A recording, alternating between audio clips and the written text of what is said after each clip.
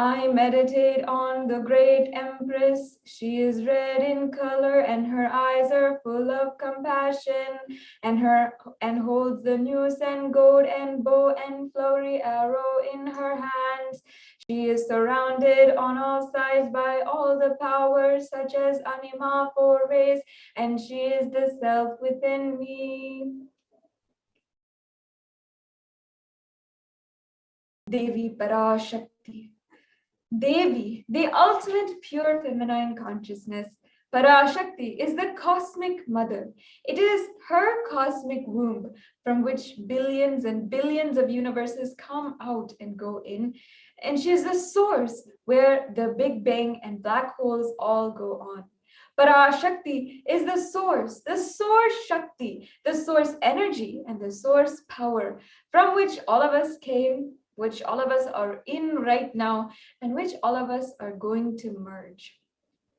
Out of her extreme love and compassion, Parashakti herself is manifesting in the embodied form of the Nijavatara, the Supreme Pontiff of Hinduism, Jagadguru Mahasannidhanam, His Divine Holiness, Bhagavan Nityananda Paramashivam, gracing us, answering all of our questions, attending to all of our prayers, giving boons, healing us, revealing our past, present, and future, and delivering the profound spiritual truths, and ultimately giving us the experience of Paramashivoham itself. In the words of Parashakti herself, she describes her happening, her beautiful manifestation, the source of all existence. She says, raising as Omkara, expressing as Vedas and Agamas, blossomed as Hrimkara, filled as Parashodasi, living in 40 triangles, the Kailasa Swamini, who is Kailasa Sripura Chintamani, Parashodasi, sitting as Paramashiva, Parameshwari, who rules the world, Paramashakti, Manonmani, Meenakshi, as Nityananda. I took the Nijavatara to give good boon to everyone, to bestow all goodness, Hiranyagarbha, Swarupini, Brahmanda Yoni, Shami, Chandramouli, Rapala, Parna, Uma Parvati, Savitri, Samrajya Lakshmi, Parameshwari, Parashodasi, Meenakshi, taking the form of Nityananda. I came here as Nijavatara. With great compassion, I am blessing. Listen, people, to do good to all of you. I took the form of Nityananda and came down as Nijavatara.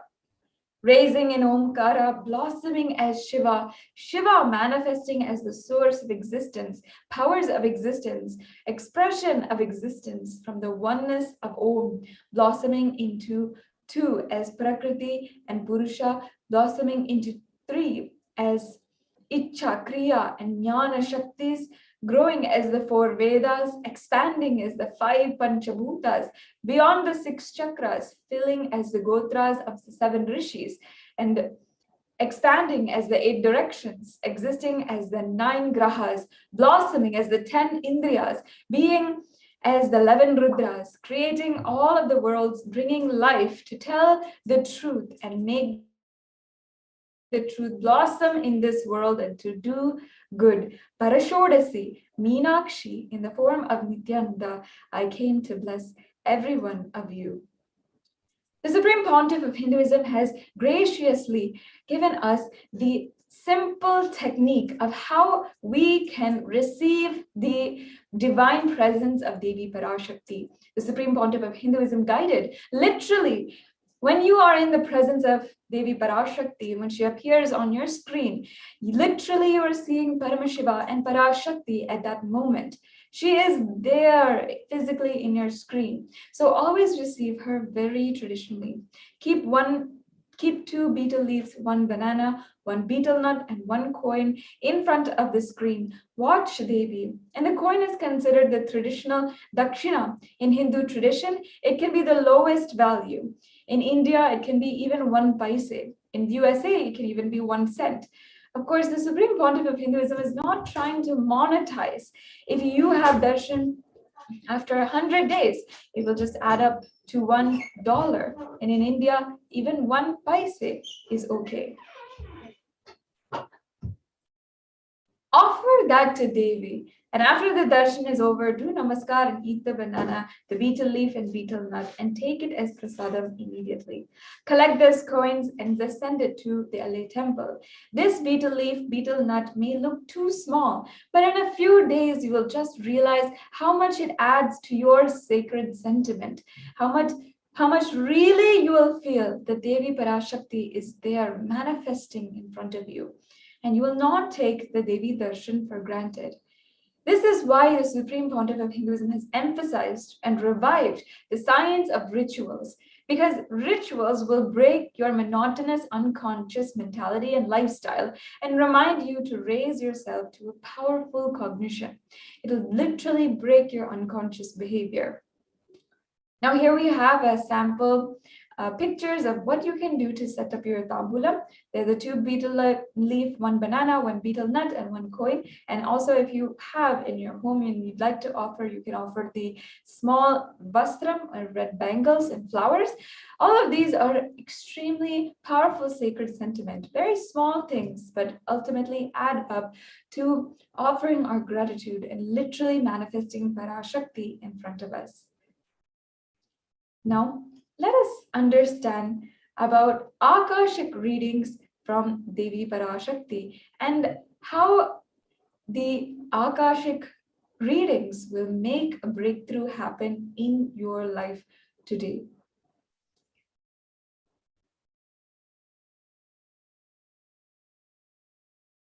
The Akashic records are a 5-dimensional document.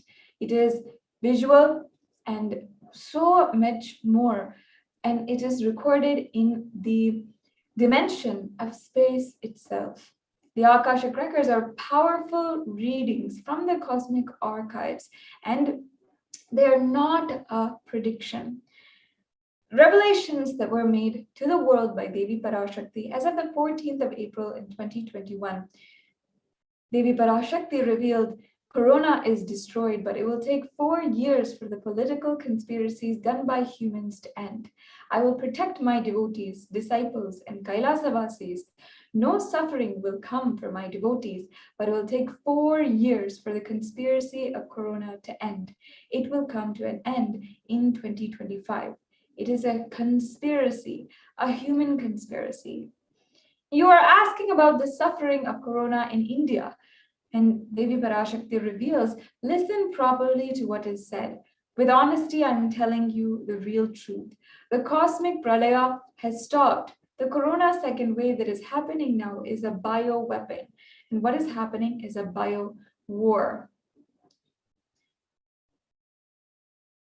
She continues, as the Nijavatara, taking the form of Nityananda, Parashakti came in person to save Bharat, to save Sanatana Hindu Dharma in Bharat, taking the form of Nityananda when I came as Nijavatara, the people who doesn't know how to live, having me with them, and what I will do for them.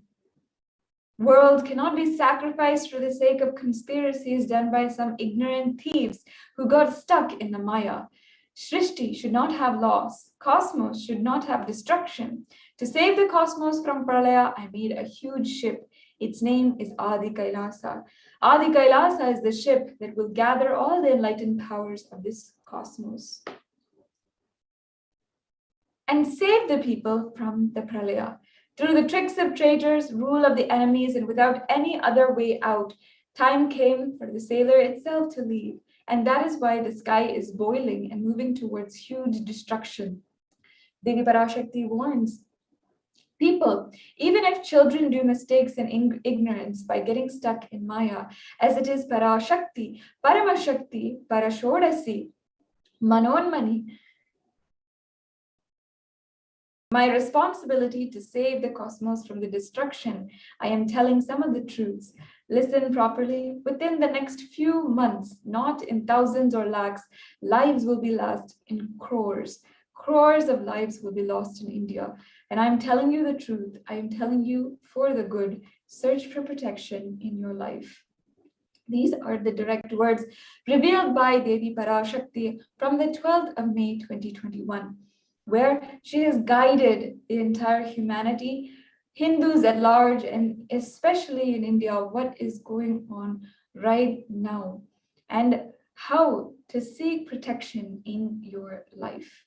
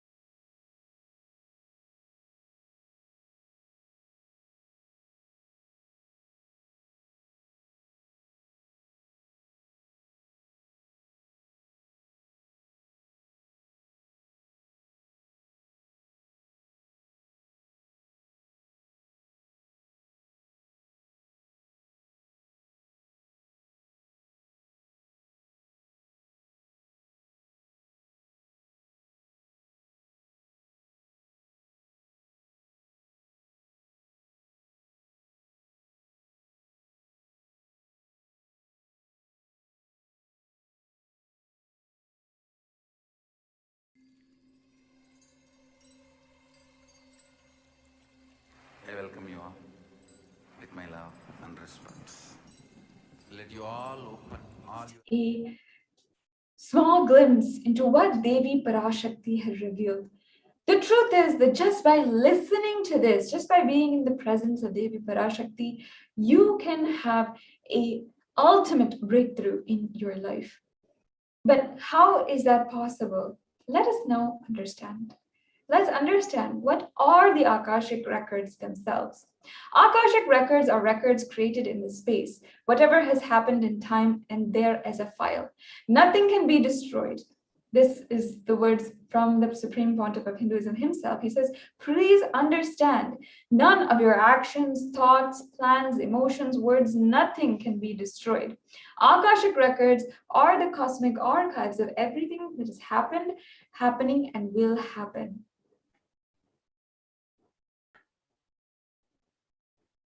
Akashic records are the verbal and visual five-dimensional document of whatever is happening and continuously getting recorded. All the information you collected from all of your births is all collected in your DNA. And you can access some of these just to understand and not to waste time doing the same actions again and again and again. You can have a breakthrough in your life by glimpsing into the Akashic records revealed by the avatar or by an initiated Akashic reader and break those patterns. The first thing you have to understand is that it is not a prediction. It is a reading from the cosmic archives. There's no such thing as past, present, and future.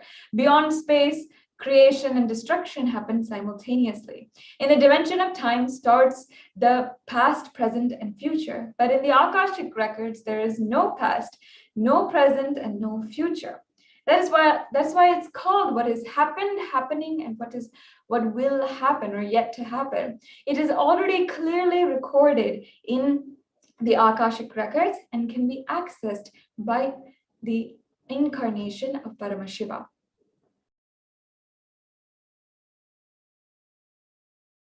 In the words of the Supreme Pontiff of Hinduism himself, nobody has the right to comment on these readings.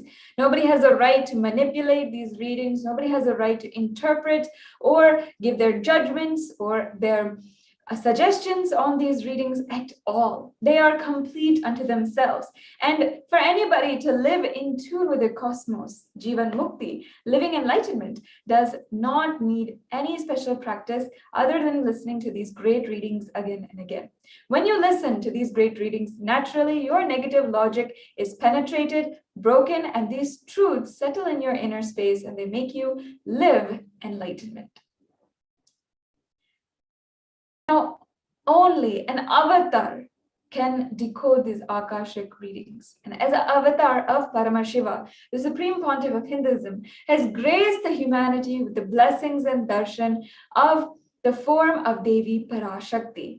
He literally revealing the answers to your questions, the yearning of seekers, and giving breakthroughs and ultimate liberation from humanity's pain and suffering. Any answer given by Devi Parashakti is not just an answer, but a karmic breakthrough for the receiver. Next slide, please.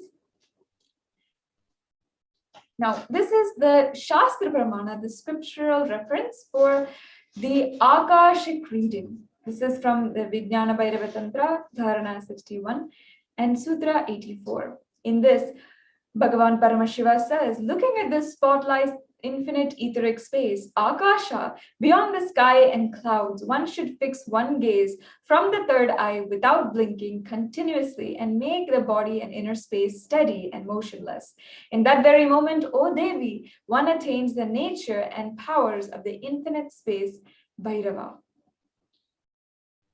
Now, the Apta Pramana, the references from our Hindu history of great incarnations and Aptas who have lived these powers, have also referenced them in the Mahabharata, which is one of the great Hindu epics and Puranas, narrates the story of the great sage Maitreya, who reveals the secrets to Vidura, the story of his birth in the human form and the reasons for all of his suffering. Sage Maitreya accessed the Akashic records and told Vidura that he is not an ordinary man, but he was in fact an incarnation of Yamaraj, and he was to play the part of a so-called Shudra for 100 years because he was cursed by Manduka Muni.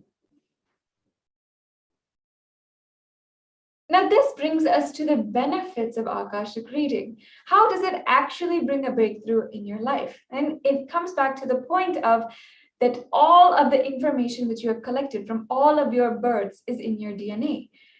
With the theory of reincarnation, if we take from the very time of the time that you were from an amoeba, the body of an amoeba, until now, after thousands of human births, after accumulating so many different samskaras and karmas, everything is recorded there into your DNA. And here we are forgetting all of that past and trying to navigate a life again and trying to make a breakthrough happen. How would you feel trying to find a needle in a haystack, trying to find that one thing that you need to find a breakthrough in your life?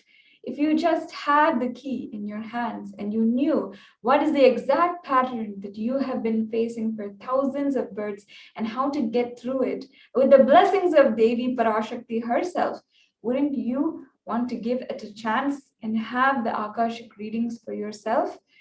It literally is your key just to make you not waste time doing the same actions again and again. Accessing the DNA code, reading the Akashic records will be useful for you to be liberated from your default future and bringing an end to the binding cognitions in your life that have caused so much of unknown suffering, something that you have not been able to break through over the course of your life, and you're struggling, maybe desperate and grieving for that breakthrough itself. This Akashic record can literally bring the breakthrough that you have been waiting for lifetimes. Now, the initiated Balasans can read and view the Akashic records. However, only an avatar, incarnation of Paramashiva, can edit, upgrade, or alter the Akashic records during the darshan if the seeker, if the devotee is praying for it. They can just simply upgrade the Akashic records. And this is where the Supreme Pontiff of Hinduism blesses each and every one of us with. Now, in summary, what can you gain from this Akashic reading? What is the benefit? What's in it for you?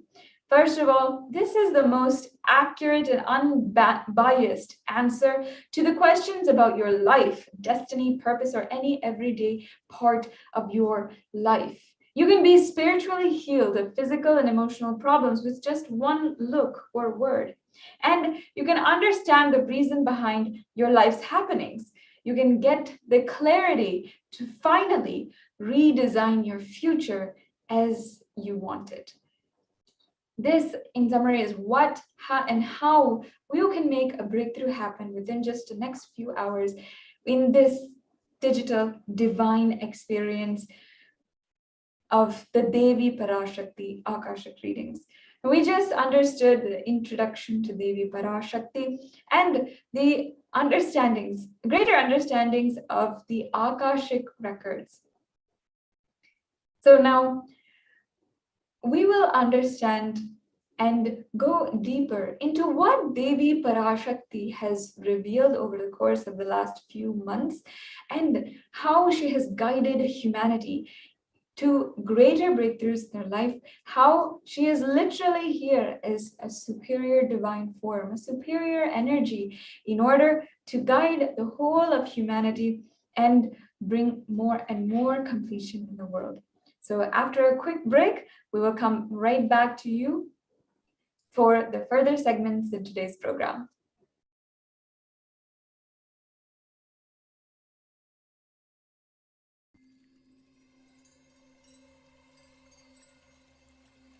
I welcome you all with my love and respect.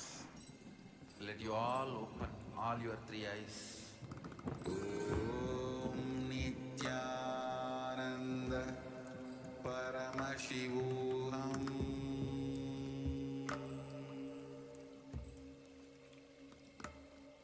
Om Nityananda Paramashivoham.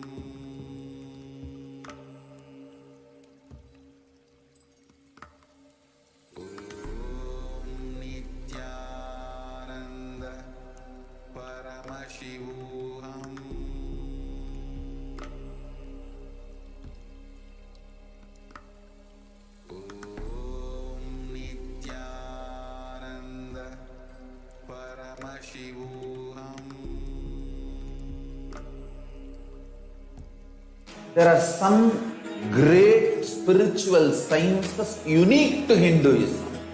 Subtle, otherworldly, but definitive sign. Manifest the cosmic beings in Archavatara, deities in Nija. There are some great spiritual sciences unique to Hinduism. Subtle, otherworldly, but definitive sign. Manifest the cosmic beings in Archavatara, deities in Nijavatara, living incarnations is possible. Understand? Kriya Pada of Vedas and Agamas elaborately explain the whole science of making the cosmic beings manifest in Archavatara, deities and Nijavatara, living incarnations, both. During the Bhava Samadhi Darshan, literally those cosmic beings manifest through this body. Just like how they manifest in Archavatara, deity, they manifest in Nijavatara, Pratyakshavatara, and give you all the boons you ask, bless you. You see, each God is an independent intelligence to lead you to enlightenment. Each God is a bridge for you to achieve the Shivatva, the ultimate Shiva consciousness. Krishna is the bridge for you to achieve the Krishna consciousness. But Shiva consciousness, Krishna consciousness, all consciousness is one and the same. Ultimate consciousness only. So that energy itself completely expresses. Just like Radhika, when I see my own sweetness in the mirror, I become eager to taste it. I find that the only way to relish this sweetness is through the constitution of Sri Radhika. Bhava Samadhi Darshan is a window to the infinite expanse of consciousness, allowing us to glimpse the formless in a way that we can understand. It cleanses the karmas of lifetimes. It awakens our biomemory to the space of Paramashiva, the ultimate consciousness, and creates a deep and lasting transformation in us.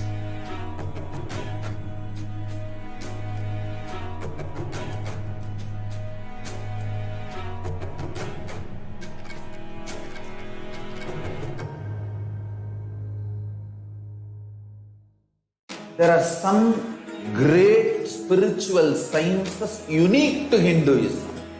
That will come back after that short break. Now, we will enter into a very interesting segment where we are understanding and revisiting some of the divine revelations given by Devi Parashakti to the whole world. Some of these are extremely important guidance for the whole of humanity. Devi Parashakti, during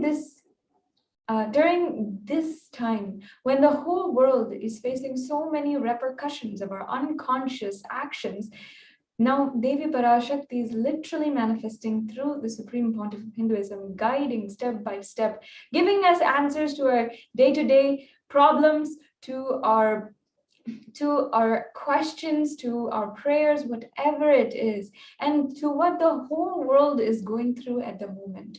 It's not just an experience for an individual, but an experience for the whole collective humanity. And that is why we would like to share, again, some of the examples from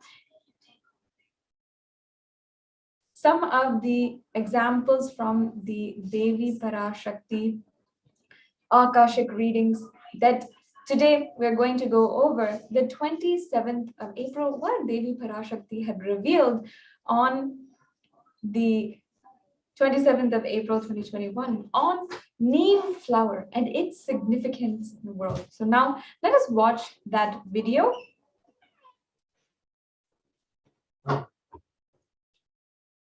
and Venkateshwara Brahmotsavam, second day.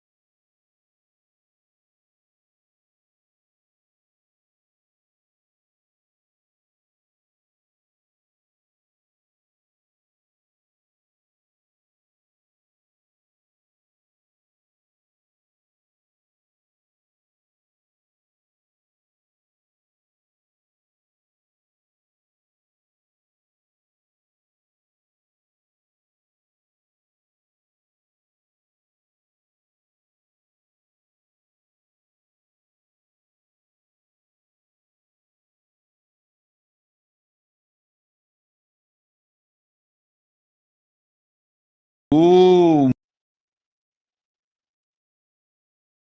You will be able to sit in Padmasana like me. Eat the rice with a neem flower. This is the instruction for all the humanity. Neem flower and the rice will heal your body and remove all the pains, induce flexibility, samana and prana, detox your body and clear apana. Om. You will be able to sit in.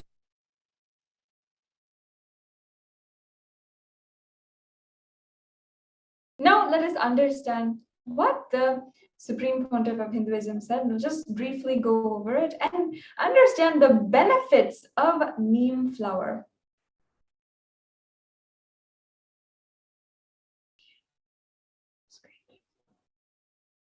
Devi Parashakti revealed, you will be able to sit in Padmasana like me, eat the rice and neem flower.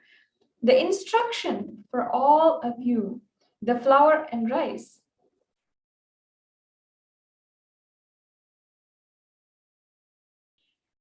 This is the instruction for all of the humanity. Neem and flour and rice will heal the body and remove all the pains, induce flexibility, samana and prana, and detox your body and clear the apana. The next slide, please.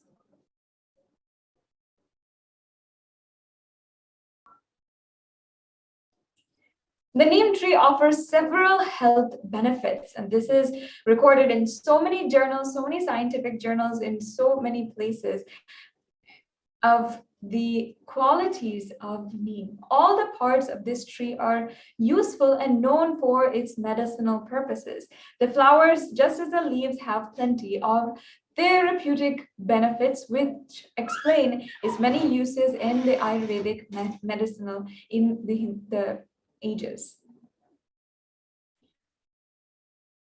Now let's go over some of the benefits of the neem flower.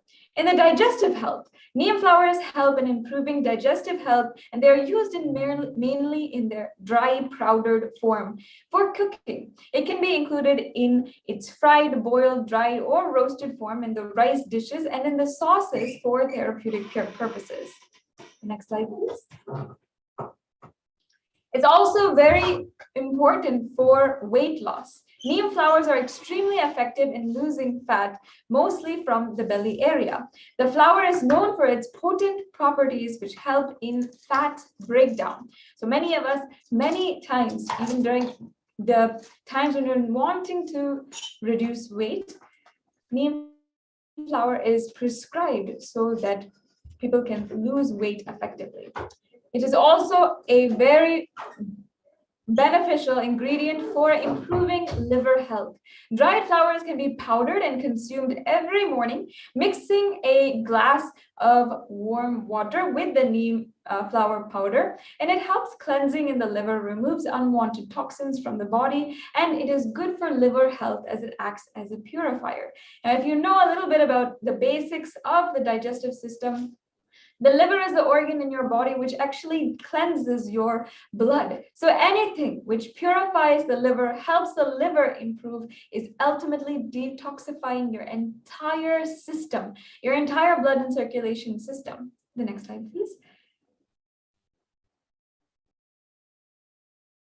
So, as I was saying, the dried neem flowers in the powdered form can be consumed every morning with a glass of water, and it can help in blood detoxification and purifying the body internally. This means clearer and glowing complexion. Not only that, there are so many different benefits of just detoxifying your blood and ensuring all the dirty, nasty toxins inside of your blood are filtered out and removed from your system entirely. We do not know what kinds of toxins are running through our veins, literally are clogging our veins, causing so much of stress and anxiety. If we just take the neem flower, it is so beneficial for detoxifying our entire system. Another benefit is how it's improving the metabolism. Consuming neem flowers on a regular basis helps in improving metabolism. It improves blood circulation, and it is good for immunity and offers great positivity. Now, the Supreme Pontiff of Hinduism has himself told so many times, guided each and every one of us in the benefits of neem and neem flower, and how it improves the metabolism and ensures that the entire metabolic pathway is cleared, and that in itself can create so much of lightness inside of you, so much of more joy and a better perspective for your whole life. The next slide, please. And now going further, neem flowers are also used to be in treatment for belching, nausea, in anorexia, and intestinal worms. Ayurveda says that its leaves are actually magical for the eyes and beneficial for treating headaches and skin. The next slide, please. Neem flowers cause hypolidemic effects when administered on rabbits. And this is some of the research which was recently conducted for neem flowers, where it's showing how the neem flower is extremely powerful in weight loss and also in reversing the liver carcinogenesis, which means if there is cancer forming in your liver, neem flower actually has the potency to be able to reverse that process. Next slide, please. Neem flower is considered as an antiseptic and it can cleanse your entire system. It is also known to cure skin impurities when applied directly on the skin. And during the summer, the Chitra month, as a tradition, neem flower, jaggery, and salt can be mixed and eaten. And it is known for how it balances the heat in the body, balances the pitta in the body, and it is an excellent remedy for children for if they're undergoing any case of worms or digestive problems, if you just are drinking the boiling water with the neem flower. The next slide, please. Another benefits include for immunity. You can just soak the neem flower in buttermilk with salt and have that for 3 days. It needs to be stored in an airtight container and can be roasted in the gingerly oil and can then be consumed regularly. If you just soak the flower in the water overnight, then it can be taken in the early morning and then start to drink that water. It can really seriously help you strengthen your body and balance the pitta. The next slide, please.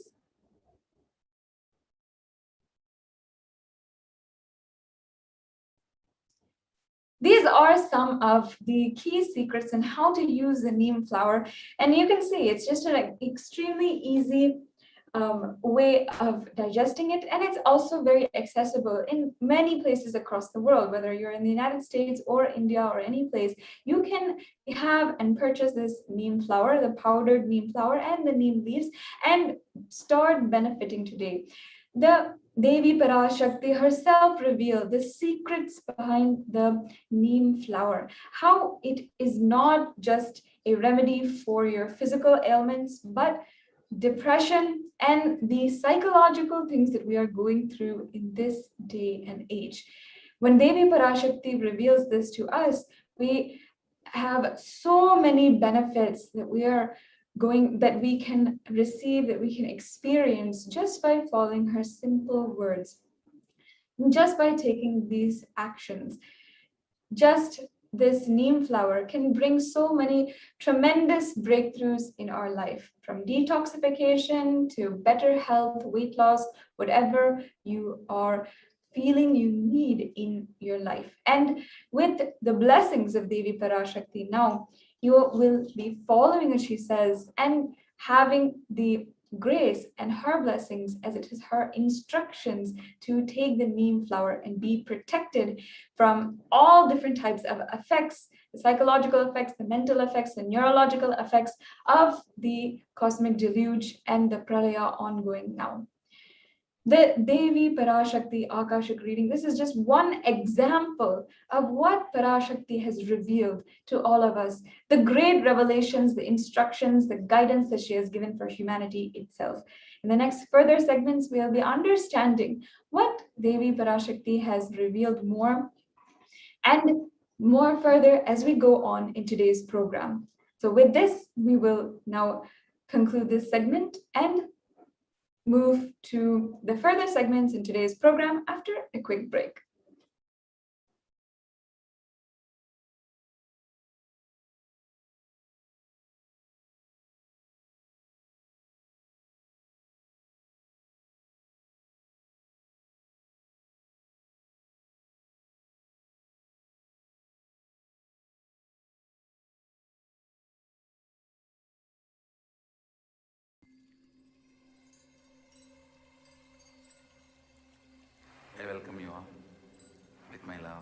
response. Let you all open all your three eyes. Om Nityanand. We get you health.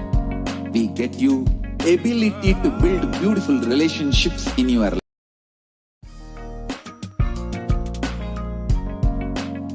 We get you health. We get you ability to build beautiful relationships in your life.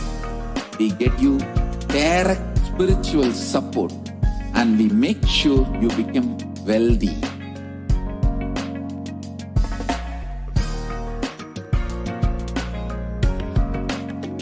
We won't stop giving you just good life.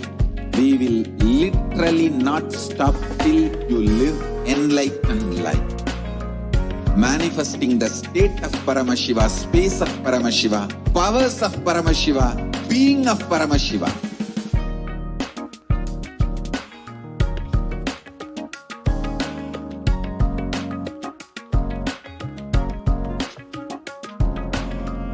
Whole world should become Kailasians. I want the whole world to know Hindus have something great to contribute to the world.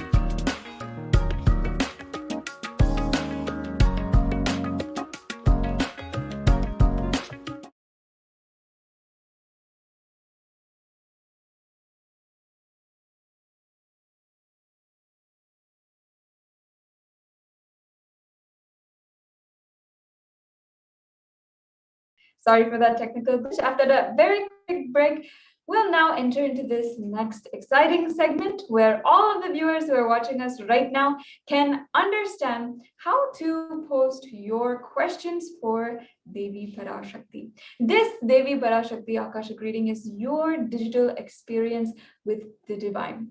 And as if you were here from the beginning, you know now, this is not a coincidence in your life. This is a cosmic intervention. This is your opportunity, a blessing where Devi has decided to grace in the form of the Supreme Pontiff of Hinduism, manifesting through the form of the Supreme Pontiff of Hinduism, and answer your questions, your prayers, attend to any of your deepest desires, what you are yearning for intensely inside of you. If you feel that you are ready, you want to deepen your experience and ask a question for Devi Parashakti today and receive her blessings and her further grace in your life today, this short segment will be on how you can comment and ask your questions in the YouTube, Facebook, Twitter, and different social media platforms. And we're just going to go step by step in how you can comment on these different platforms. So on the YouTube live video, the first step is to become a member. As you can see here in the video that you are viewing right now, you can go ahead and click join right next to Kailasa's SPH Nityananda channel name. And that is the first step to start your membership, a part of the SPH Nityananda main YouTube channel. And the second step here is to ask your questions. Now, it's very straightforward. As soon as you see the chat, you can start and ask your questions. The next slide, please. Now, if you're joining us on Facebook, first, if you are joining us, always remember to like and follow Kailasa's SPH JGM Nityananda Paramashivam Facebook page. This is the official Facebook page of the Supreme Pontiff of Hinduism, where all of his messages, all of the live feeds, all of the darshans, the programs, everything is available for you to have at your news feed and upon notifications in your phone. So you can have access to everything from Kailasa, from the Supreme Pontiff of Hinduism, just by clicking follow right now. Now, how can you ask your questions on Facebook, on the live Facebook video? It's very simple. Just go ahead and ask your questions in the comment section by writing a comment where it says, and you can use the hashtag AskTheAvatar as well. The next slide, please. Now, if you are on Twitter and you are a user of Twitter and you would like to ask your question for Devi Parashakti on Twitter, reply to the tweet by @Srinityananda. As Srinityananda is the official channel, official Twitter for the Supreme Pontiff of Hinduism and Kailasa. So on that, make sure first that you are following the Twitter handle for the Supreme Pontiff of Hinduism. And in Twitter also, you'll get all of the messages, all of the direct satsangs, all of the darshans, the programs, every single service in your Twitter account, in your notifications. And every time a live video comes, you will get a notification. It's as easy as clicking right then and there in order to have darshan with the Supreme Pontiff of Hinduism.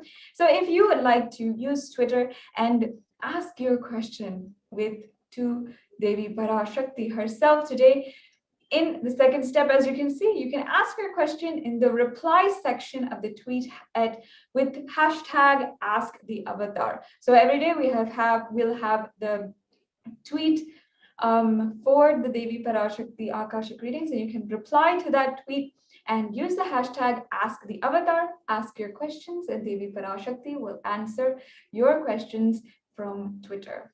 The next slide, please. We also have the questions opened up on Instagram as well. On this platform also, you should definitely follow at Sri Nityananda on Instagram, the official handle of the Supreme Pontiff of Hinduism on Instagram, where again, all of the different inspirational quotes, the different messages, your daily dose of the divine can be in your Instagram feed every single day. So you can ask your questions today, even on Instagram, just by going to the posts and asking your questions in the comments section. And here also, you can use the hashtag #AskTheAvatar and tag @Sri Nityananda. And now the next option that you might have for asking your questions is for going to the kailasa.org website and ask through WhatsApp. You can ask directly if you're comfortable on WhatsApp. Go to kailasa.org is the first step, and the second step is to simply ask your questions on the WhatsApp chat, which will be appearing for you in the left-hand side of your browser. The next slide, please. Yes, so that was a very short and sweet segment on how to ask your questions today if you would like to make this experience profound and a breakthrough in your life today. If you'd like to have that, just seize the blessing that you are having right now by being able to be in the presence of Devi Parashakti. And don't forget, let's enrich all of humanity with the presence of the divine, the presence of Devi Parashakti manifesting through the Supreme Pontiff of Hinduism. Make sure you share with all of your friends, whether it's your close relatives or friends or people whom you think might be interested in this and are waiting for the breakthrough in their lives themselves, or whether you want to share with the whole world and go all out. Let's remember to share this beautiful blessing, the sacred experience with Devi Parashakti. So now it's come time. We'll be moving on to the next exciting segments in today's program as we go on further towards the Devi Parashakti Akashic reading. We'll be right back with you after a short break and in today's program.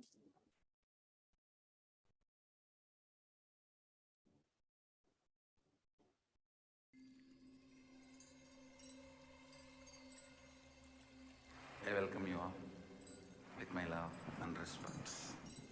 Let you all open all your three eyes. Om Nityananda Paramashivoham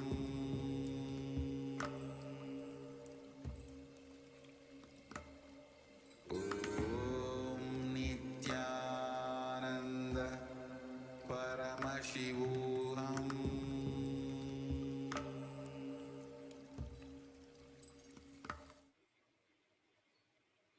Yes. So let's begin with the Sadguru Vandanam. Nityanandam Paramasukadam Kevalam Jnanamurtin Dvandvatitam Gagana Shadrisham Tattvamasyaadilakshyan Ekam Nityam Bimalamachalam Sarvadi Sakshibhutam Bhavatitam Triguna-rahitam Sadgurum Tam Namami. Nityanandam. So, welcome you to the next segment of this program. Yes, so we had a beautiful power manifestation session and introduction to Parashakti and what all Parashakti has revealed in the Akashic readings so far in the past few months. So, next. So, this is a very beautiful segment where we have the deep and the most interesting opportunity, the blessed opportunity to offer our devotion at the feet of Devi Parashakti. So, and directly receive her blessings. So, that is the various offerings which we can offer to her and receive her love, her compassion, and you can manifest whatever you want just by pleasing Parashakti. So, let us understand what is the significance of offering. So, offering is a giving of a divine gift of pure love, pure devotion, and oneness. And it consists of two parts. So, one is you giving, and number two is the divine accepting. So, in Hindu tradition, it is beautifully said that only when the divine accepts whatever one offers, the offering itself becomes complete. So, offering is not made out of either fear or greed. So when an avatar he lands, when an incarnation lands on the planet Earth, the offerings are purely a part of this grand Leela, which is played out only for the purpose of enlightenment. Yes. So let us understand more about the significance of offering and why gold is a significant part of in the offering. So let us begin with the Dhyana Sloka to Devi Parashakti, which is from the Mula Agama of Manonmuni Dhyana. इन्दुनिभवेदकरवह्निनयनं स्यात् पङ्कजवराभयजपाक्षसरयुक्तम् अङ्गहिमभूषणविचित्रवसनं स्यात् तुङ्गमकुटोज्ज्वलमनोन्मणीस्वरूपम्. So in this Dhyana Sloka, it's beautifully explained that moon-like face, holding the Veda, the books on hand, the fire in eyes, with lotus flower, gracing and blessing hands, and one hand with japamala, beautifully decorated with jeweled ornaments in wonderful clothes, and shining wing crown. Her name is Manu Mani. So we also have one more Shastra Pramana from the same Mula Agama of Manu Mani Dhyanam about Parashakti. It says, Vyayed Devim Trinetram Sashini Bhavadanam Vedahastam Dadhanam Savye Padvam Varadamapare Chabayam Chakshamalam Divyairabharanair Vibhushitatanum Brahmadibhi Pujitam Devimeva Manonmanim Pratidinam Kamarta Datrim Shubham. Yes, so this Dhyana Sloka, it beautifully describes Parashakti. I meditate on Devi with three eyes glowing like a moon and hold the Veda, the lotus, and gracing with blessing and gracing hands. She is wearing beautiful ornaments. She is worshipped by Brahma and other many gods, showers and auspicious boons for all the actions every day. So, let us now understand what is the significance of the divine element gold in the offering. So, the Atharva Veda beautifully explains that triply born by birth is this gold from the atoms of Agni is one. It becomes dearest to Agni. One fell away from the Soma when it was heard. One they call the seed of virtuous and powerful Apa, the watery molecules. Let the triple gold be for your long life. So gold is a divine element. So it purifies anything it touches. It is an element of spiritual significance and great spiritual power of healing and enlightenment. So if you see, the vibration of the gold itself has the power to infuse the sattva energy and positive thought currents in anyone who wears it and anyone who sees or operates in its vicinity. So gold is literally present in all the scriptures, the Vedas, the Agamas, the Shastras, the Shrutis, the Smritis, the Itihasas, and the Puranas. So in all the Hindu scriptures, it is abundantly displayed that gold is the most auspicious and the purest metal, which literally purifies our very being.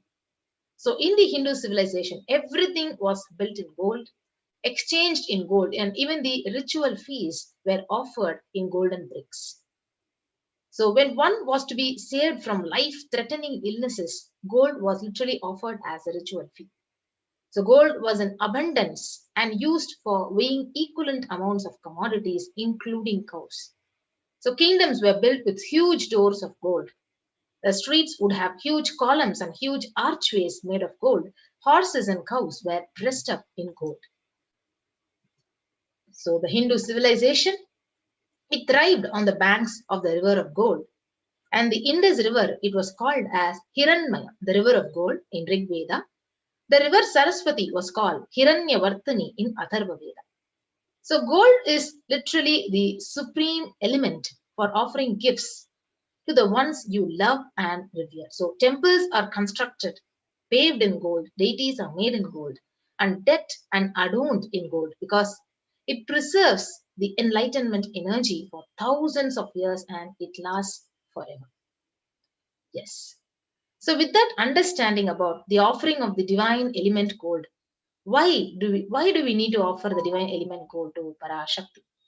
So we'll be moving on to the first offering, the offering of E-Hundi to Parashakti. So E-Hundi offering is you can offer any amount at the feet of Parashakti and you can receive her blessings. So the Shastra Pramana beautifully says, Bhakti Priya Bhakti Gamya Bhakti Vashya Bhayapaha Shambhavi Sharadharadhya Sharvani Sharmadayini. So Devi is fond of true devotion and she is realized through true devotion. She can be won over through true devotion and she removes all the fears. So literally, whatever fears you have or whatever adverse situations you're facing in your life, you can actually literally be healed of it and you can instantly manifest just by offering whatever kanika you have at the feet of Parashakti by offering this E-Hundi offering to Parashakti. So if there is any fear in the minds of devotees, so Devi is literally sure to remove that fear.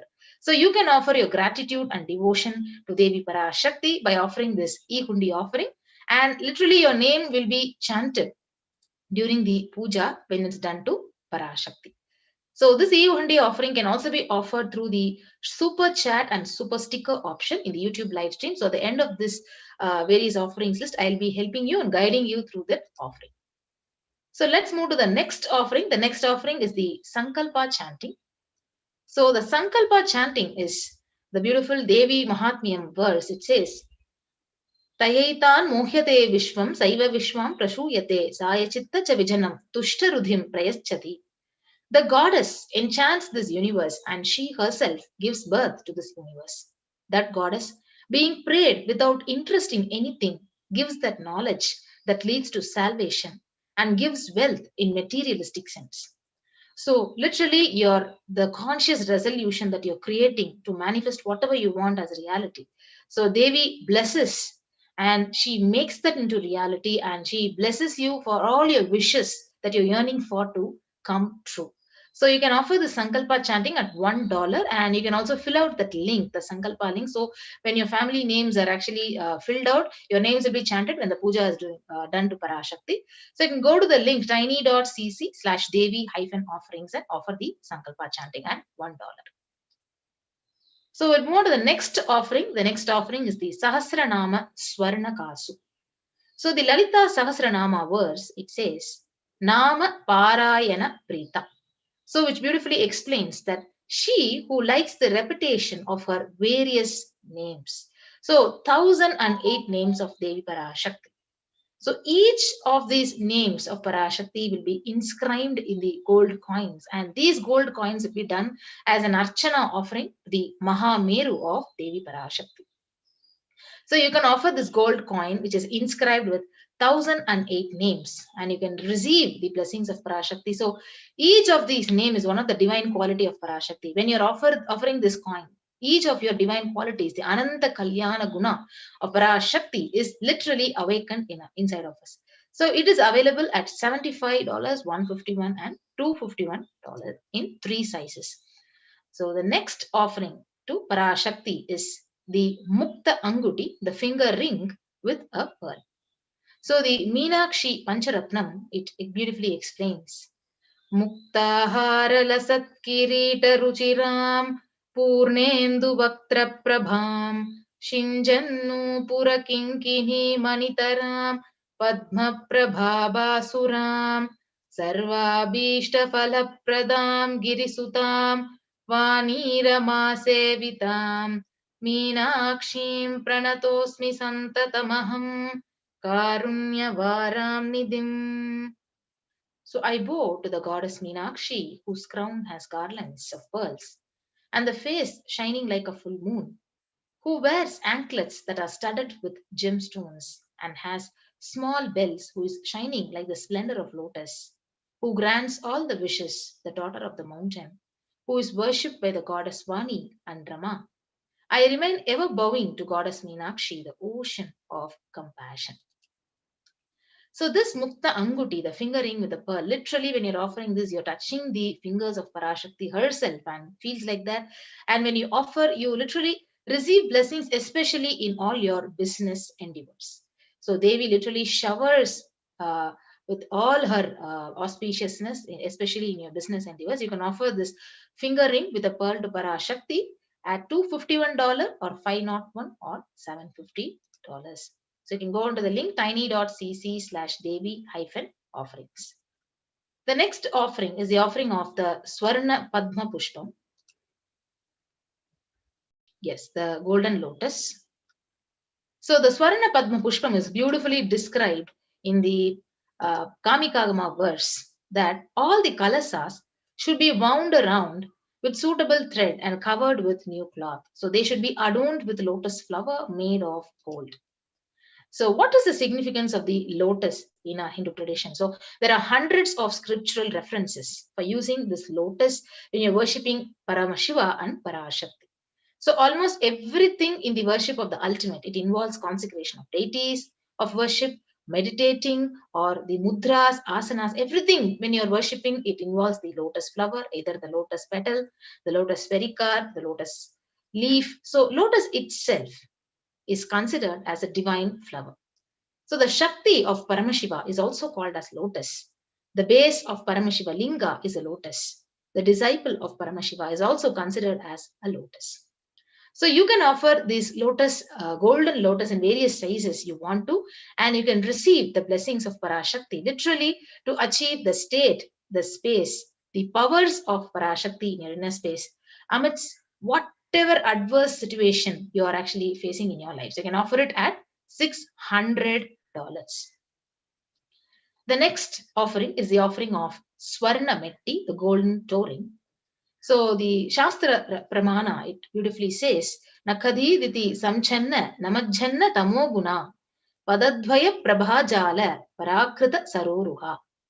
You, whose brightness from toenails destroys the darkness of ignorance from the minds of your devotees who prostrate at your feet. So anyone even who prostrates at your feet, literally their ignorance is completely removed by you. So it's a very beautiful opportunity to offer the Swarna Metti and adorning her sacred feet and be in constant gratitude with her and receive her blessings to remove all the difficulties in your life.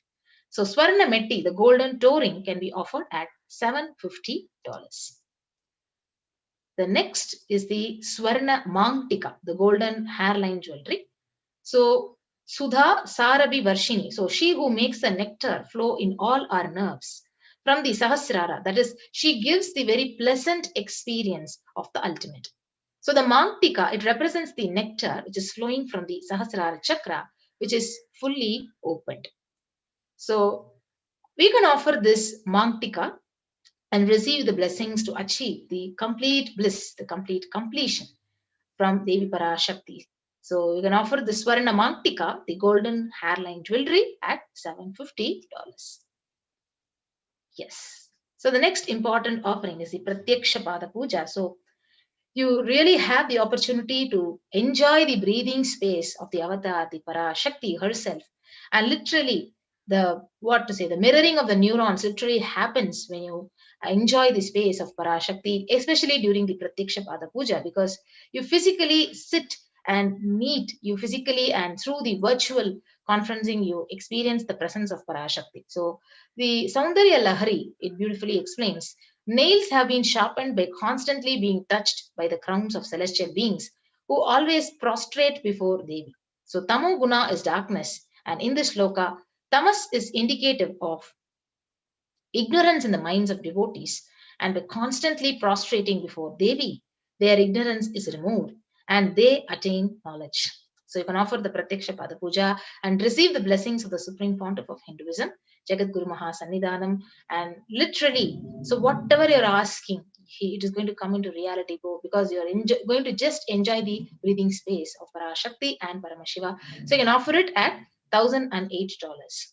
So during the Pratyaksha Pada Puja, along with the Seva, you can also offer the sacred cloth offering, the Vastra Seva, to His Divine Holiness and receive all the auspiciousness and blessings of the Supreme Pontiff of Hinduism. So you can also offer the Vastra Seva at $1,008. Yes. So here we have the list of all the offerings. So the e-hundi offering, which you can offer an any amount to Parashakti as your kanikai to Parashakti. Sankalpa chanting. So your names would be chanted when you offer the Sankalpa chanting only at $1. Devi Sahasranama Kasu. So the pure gold coin which has each of the sacred name of Parashakti inscribed on it. So it is available at $75, $157, and $251. The next is the pearl finger ring, the Mukta Anguti. It is available at $251, $501, and $750. Next is the Swarna Padma Pushpam, the golden lotus flower. It is also available at $600, $1,200, and $1,800. And the Swarna Metti, the golden toe ring for the lotus feet of Devi, it is available at $750. The Swarna Mangtika, the golden hairline jewelry, which is available at $750. And the Pratyaksha Pada Puja, which is available at $1,008, along with the Vastra Seva, also at $1,008. So here we have the registration form, and if you're ready to offer the Seva, interested in offering, and you are ready to make an online payment, you can go to the link tiny.cc/Devi-offerings, and you can offer this online payment. Any Seva you want to offer, go to the link, and I'll be helping you and guiding you into a walkthrough of how to go into the link and make the payment. And once you do the payment, you can submit the details for the puja which you want to offer to Parashakti, and all your names, whichever you are actually mentioning, will be chanted during the puja. So the link is tiny.cc/Sankalpa2021. Yes, so we keep the slide projected, and I'll take you through a quick walkthrough into the link, how to offer an online payment to Parashakti.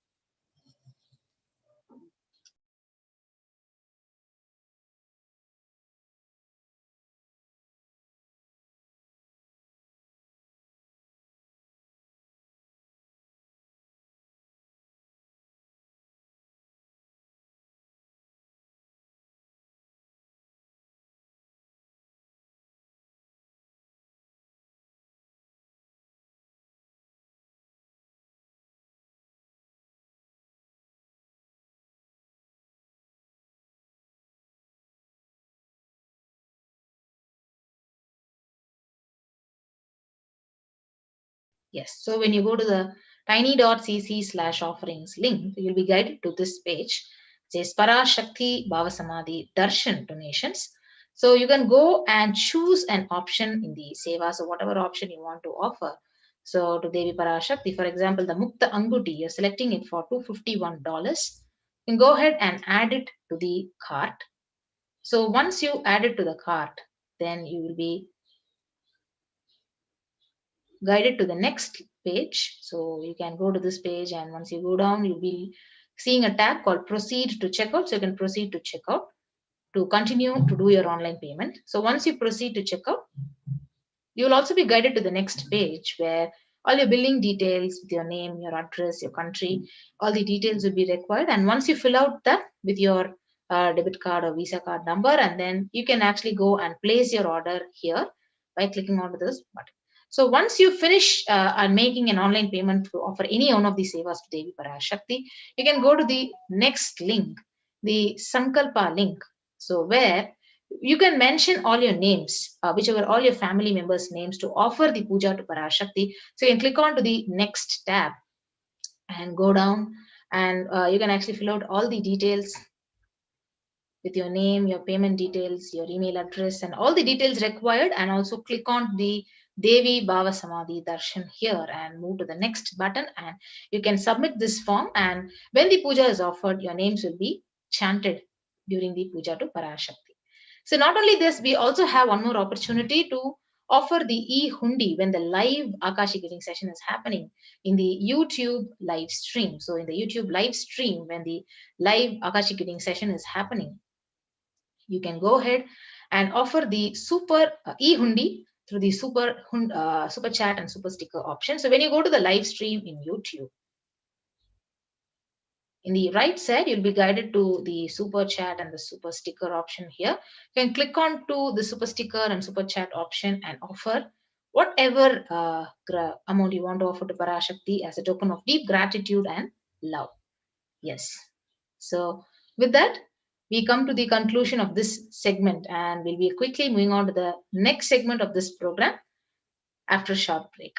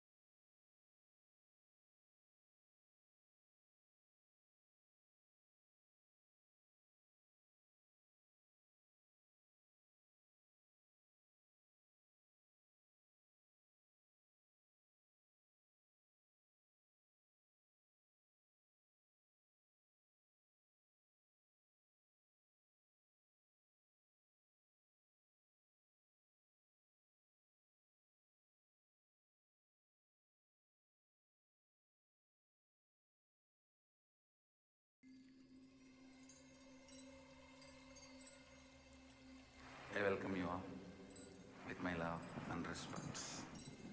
Let you all open all your three eyes. Om Nityananda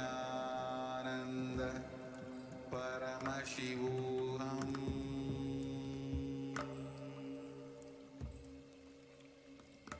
There are some great spiritual sciences unique to Hinduism.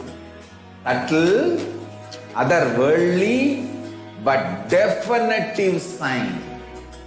Manifesting the cosmic beings in Archavatara, deities in Nijavatara, living incarnations is possible. Understand? Kriya Pada of Vedas and Agamas elaborately explain the whole science of making the cosmic beings manifest in Archavatara, deities and Nijavatara, living incarnations, both. During the Bhava Samadhi Darshan, literally those cosmic beings manifest through this body. Just like how they manifest in Archavatara, deity, they manifest in Nijavatara, Pratyakshavatara, and give you all the boons you ask, bless you. You see, each God is an independent intelligence to lead you to enlightenment. Each God is a bridge for you to achieve the Shivatva, the ultimate Shiva consciousness. Krishna is the bridge for you to achieve the Krishna consciousness.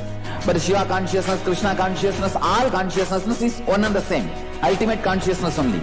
So that energy itself completely expresses. Just like Radhika, when I see my own sweetness in the mirror, I become eager to taste it. I find that the only way to relish this sweetness is through the constitution of Sri Radhika. Bhava Samadhi Darshan is a window to the infinite expanse of consciousness, allowing us to glimpse the formless in a way that we can understand. It cleanses the karmas of lifetimes. It awakens our biomemory to the space of Paramashiva, the ultimate consciousness, and creates a deep and lasting transformation in us.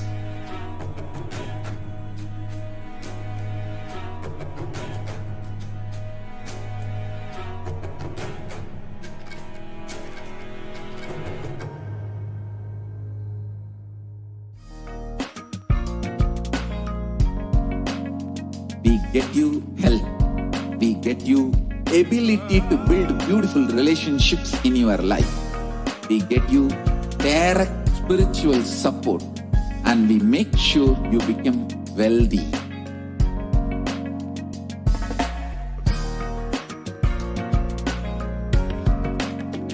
We won't stop giving you just good life. We will literally not stop till you live enlightened life. Manifesting the state of Paramashiva, space of Paramashiva, powers of Paramashiva, being of Paramashiva.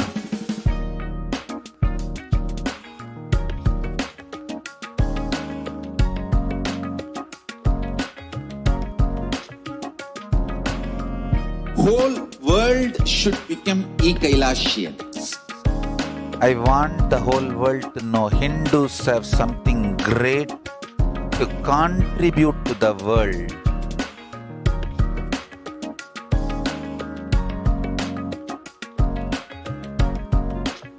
We have something great to contribute to the world. Let us do that.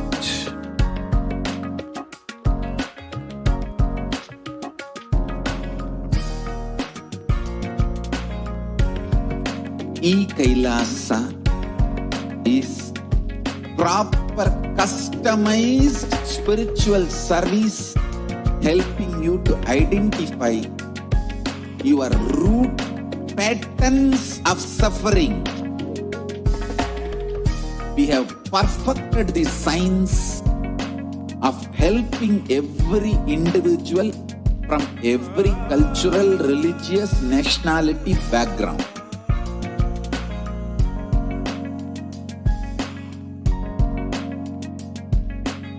You will have lowest reactionary assumptions, highest awakened response, alive response for life continuously.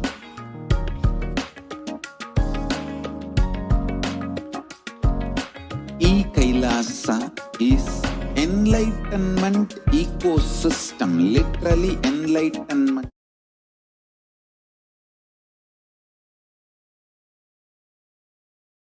Listen intensely. Life, consciousness in you does not end while your body drops dead. It moves from different universes, vertical time zones, lives in different time zones as per its free will, knowledge, desire,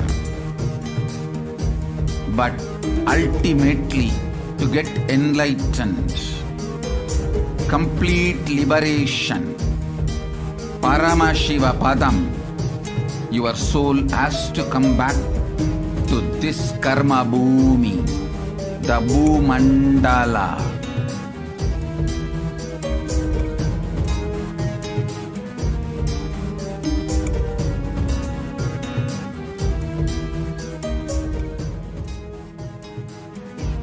This Bhumandala and the Jati ecosystems, the caste ecosystems,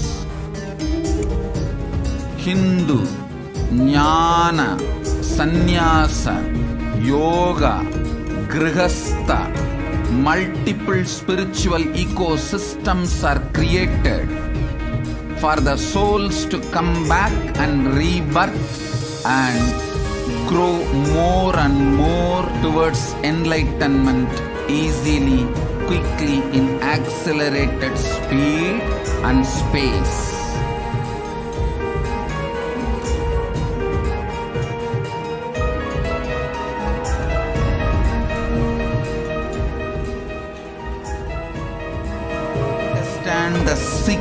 of Sayujya Mukti. Your Kundalini Shakti experiences the bondage inside your body due to compulsive sexual appetite. All the male bodies building intense yogic body through yoga and pranayama, building the mind of Tyaga centric, will heal your compulsive sexual appetite and make you reach Sayujya. All female bodies, love-centered care, serving every being will liberate you from the compulsive sexual appetite and make your Kundalini reach Sahasrara, which is Kailasa, Parama Shivapada, Sayujya.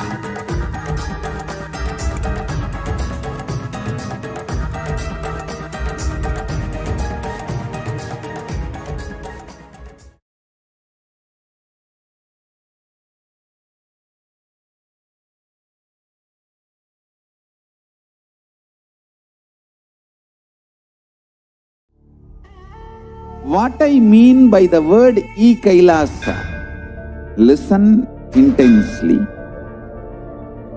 Enlightenment ecosystem, literally enlightenment itself, in your own home, wherever you are. If you cannot come to Kailasa, it's okay. Kailasa can come to you. Kailasa coming to you is Kailasa.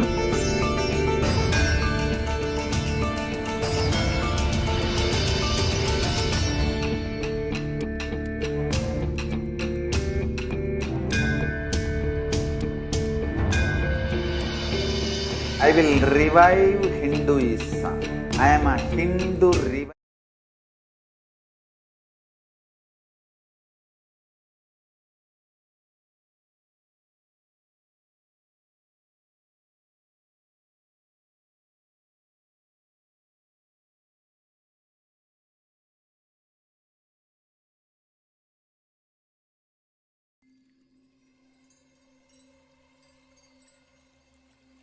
I welcome you all with my love and respect. Let you all open all your three eyes. Om Nityananda Paramashivoham.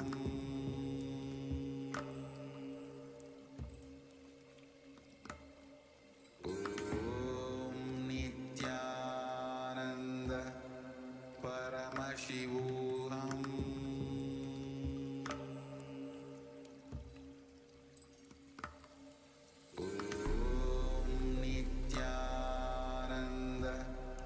Paramashivoham.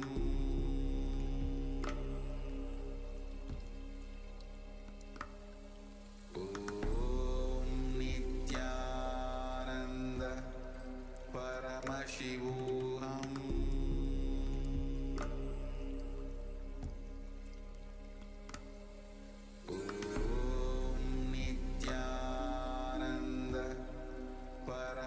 Paramashivoham.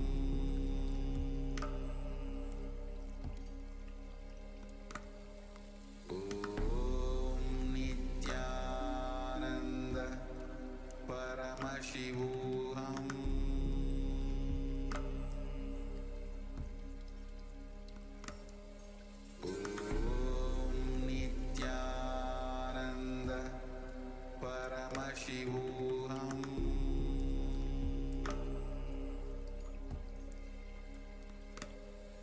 Om Nityananda Paramashivoham.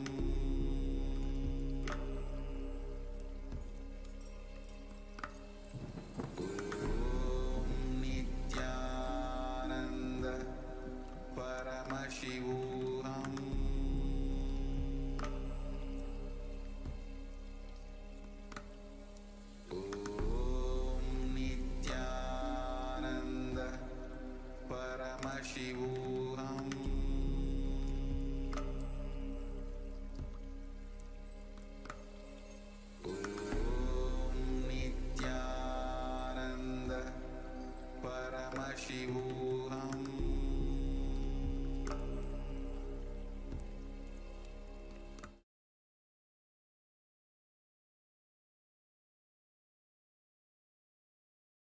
listen intensely.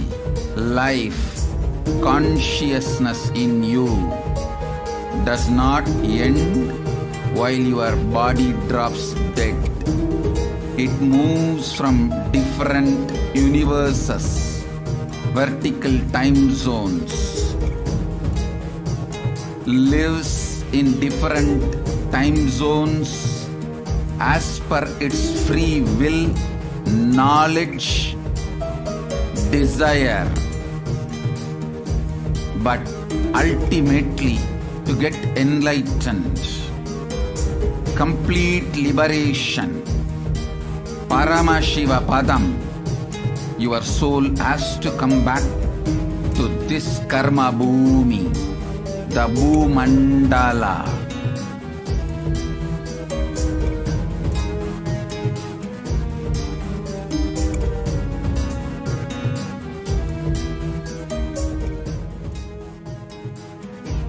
This Bhumandala and the Jati ecosystems, the caste ecosystems, Hindu, Jnana, Sannyasa, Yoga, Grihastha, multiple spiritual ecosystems are created for the souls to come back and rebirth and grow more and more towards enlightenment easily, quickly, in accelerated speed and space.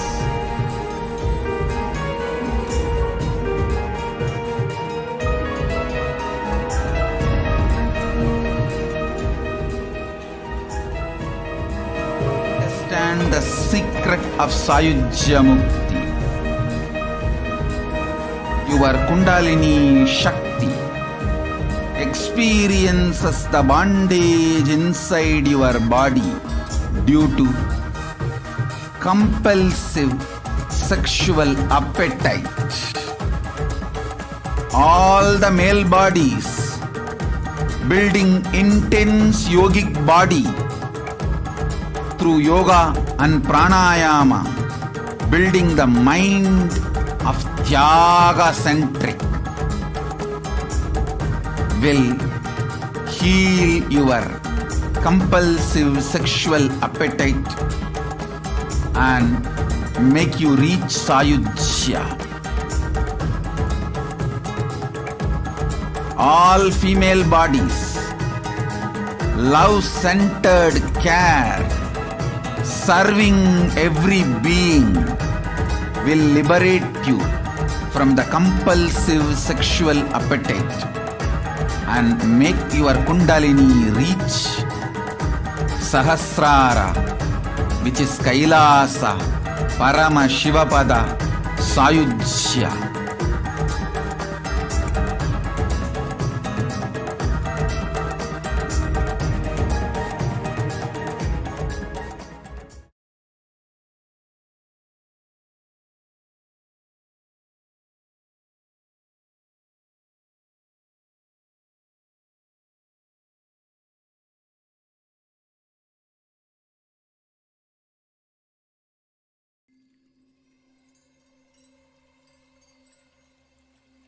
I welcome you all with my love and respect. Let you all open all your three eyes. Om Nityananda Paramashivoham.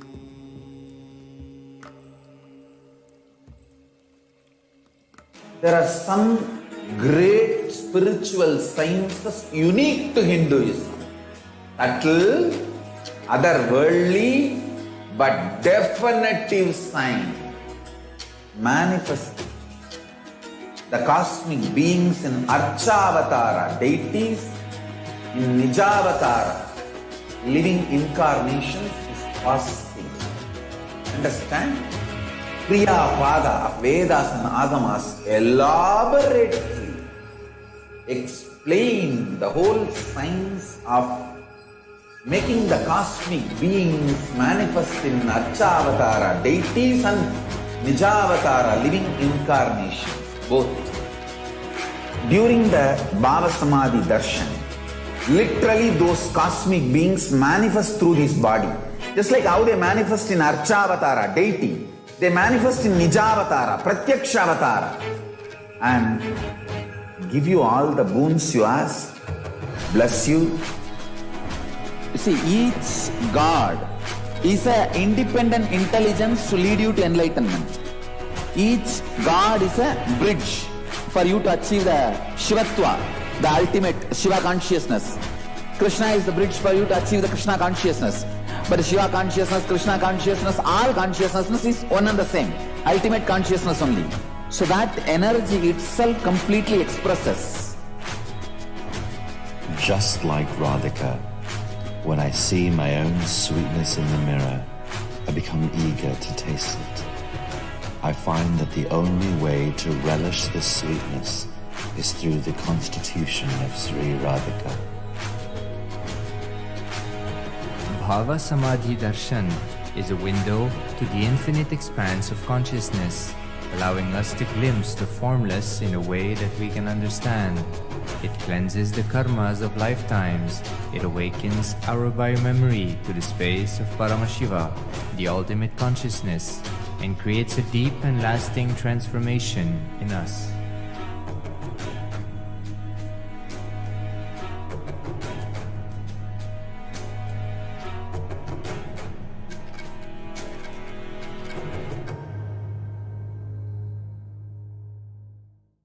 There are some great spiritual sciences unique to Hinduism.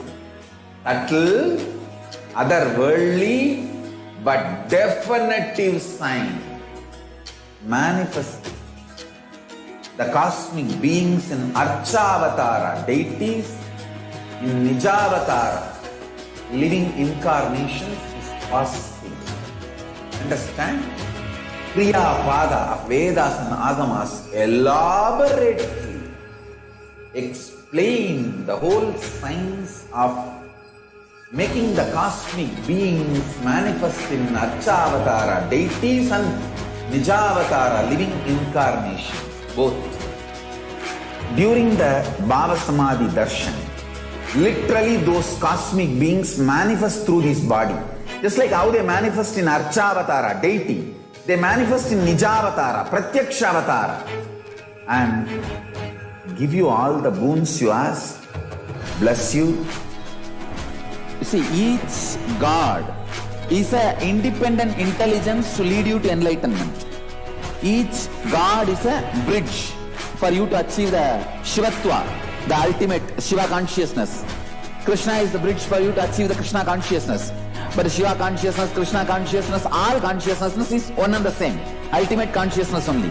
So that energy itself completely expresses. Just like Radhika, when I see my own sweetness in the mirror, I become eager to taste it. I find that the only way to relish this sweetness is through the constitution of Sri Radhika. Bhava Samadhi Darshan is a window to the infinite expanse of consciousness, allowing us to glimpse the formless in a way that we can understand. It cleanses the karmas of lifetimes. It awakens our biomemory to the space of Paramashiva, the ultimate consciousness, and creates a deep and lasting transformation in us.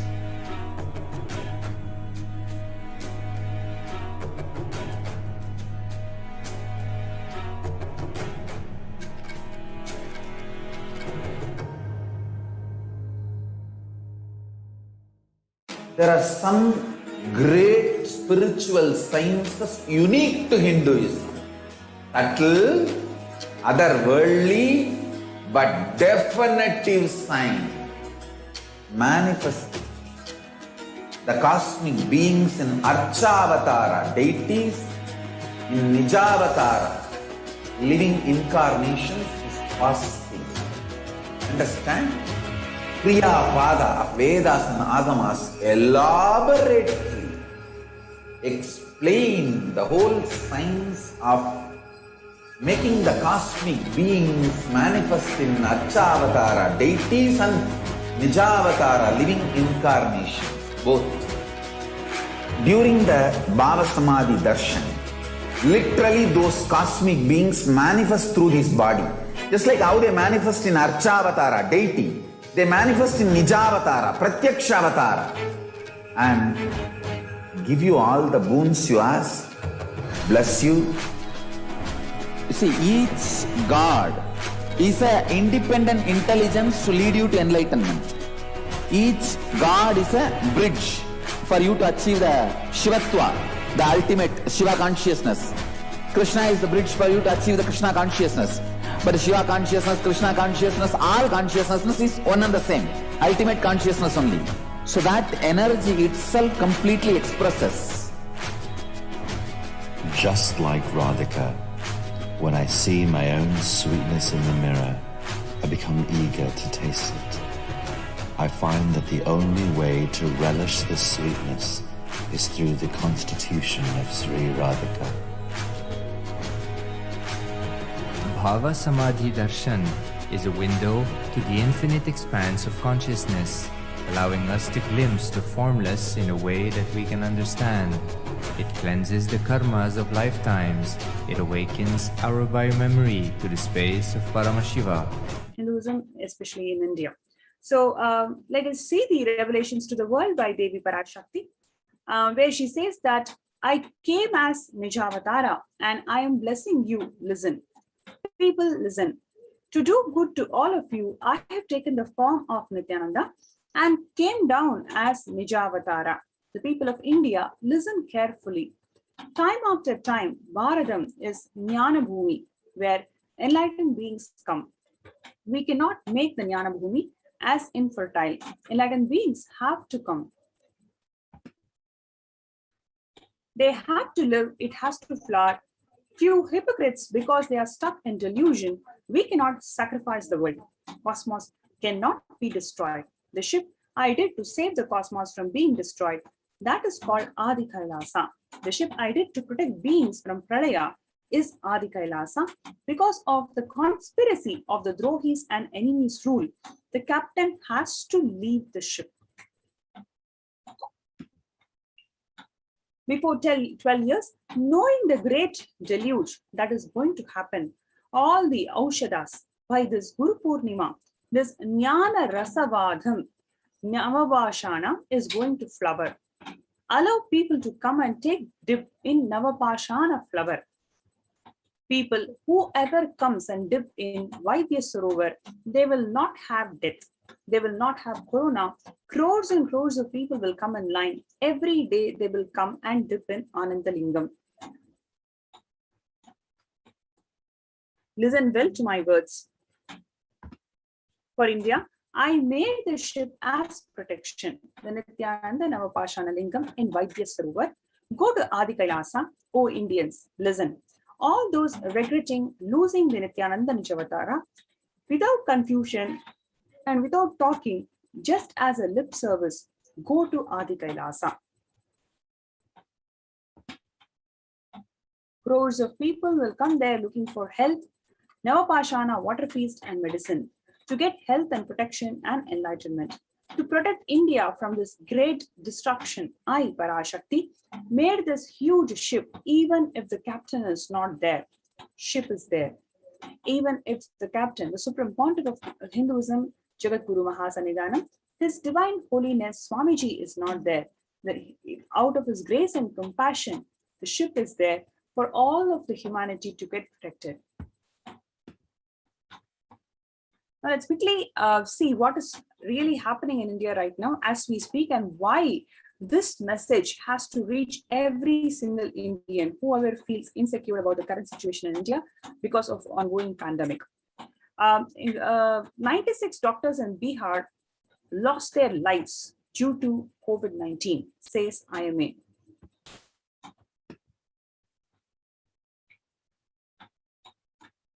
India sees the biggest spike in COVID deaths after state revises the toll. What you can see is a picture of a cemetery, and India has reported its highest ever single day death toll from COVID-19. 6,148 deaths after an eastern state sharply raised its figures to account for people who succumbed to the disease at home and or in private hospitals. The Department of Health in Bihar, one of the India's poorest states, revised its total COVID-related death to more than 9,400 from 5,400. So simply it has doubled. And even if it has doubled, many articles and many news media is flashing about government underplaying the stats for various reasons. The real number of deaths is totally unknown.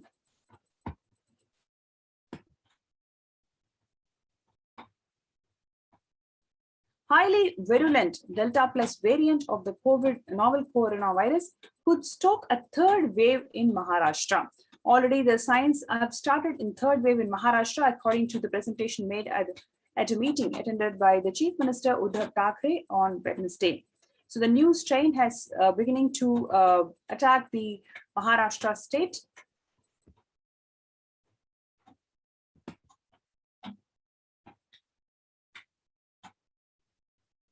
India reports 67,208 new COVID cases with 2,300 deaths in last 24 hours.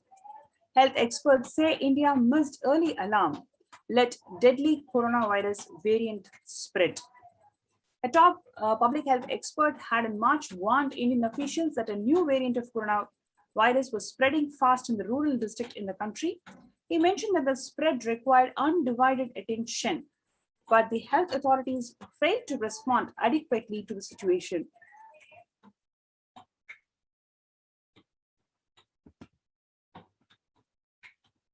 Now, Indore, this state's first case of green fungal infection. So we have seen the secondary infections, especially for people who are recovered from COVID or who already have been vaccinated to COVID. They have developed low immunity levels to secondary infections, especially fungal infections.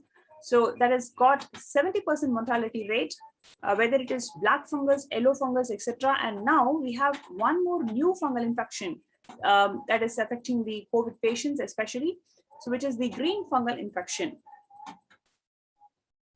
A 34-year-old COVID-19 survivor was diagnosed with green fungal infection in Indore, and he was shifted to Mumbai by air ambulance for treatment.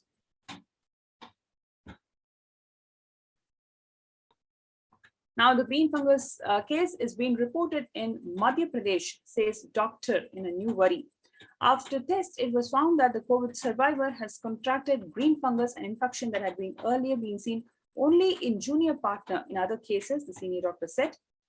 So, this is relatively an uncommon disease and it affects the lungs. So the 34-year-old patient who battled COVID for 2 months before experiencing severe nosebleeds and fever and was suspected to have contracted the deadly black fungus infection. However, after test, it was found that he has got green fungal infection. And this is reported to be an aggressor in possibly the first reported case in the country, has affected patients' lungs, sinuses, and blood. So the situation, what we are seeing in India is worrisome, and Devi Parashakti, the divine feminine consciousness, she has revealed the solution for humanity, especially the people in India, to take protection in the COVID care centers, in the de facto spiritual embassies of Kailasa. So we welcome all the viewers, whoever feels insecure, whoever wants to protect themselves and their loved ones, please register yourselves in kailasa.org/Kailasa Care. KAILASA.org/KAILASA Care, CARE. So let's take a few minutes for people to register themselves in kailasa.org/Kailasa Care. We'll be right back with the next segment.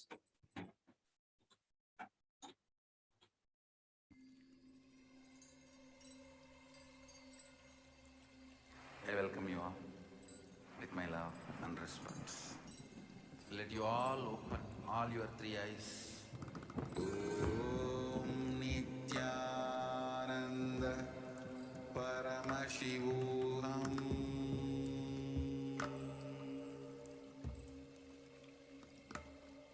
Om Nityananda Paramashivoham.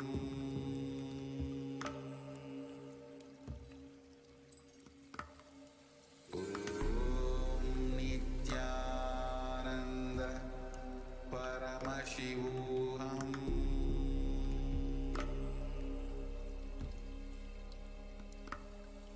Om Nityananda Paramashivoham.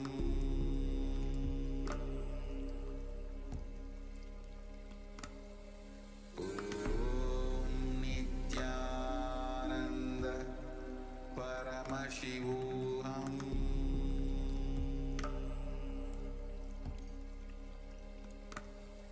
Om Nityananda Paramashivoham.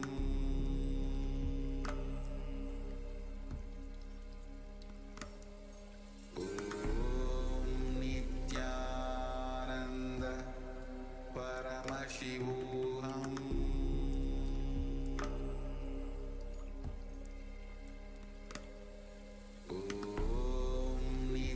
There are some great spiritual sciences unique to Hinduism. Subtle, otherworldly, but definitive sign manifesting the cosmic beings in Archavatara, deities in Nijavatara, living incarnations is fasting. Understand? Kriya Pada of Vedas and Agamas elaborately explain the whole science of making the cosmic beings manifest in Archavatara, deities and Nijavatara, living incarnations, both. During the Bhava Samadhi Darshan, literally those cosmic beings manifest through this body. Just like how they manifest in Archavatara, deity, they manifest in Nijavatara, Pratyakshavatara, and give you all the boons you ask, bless you.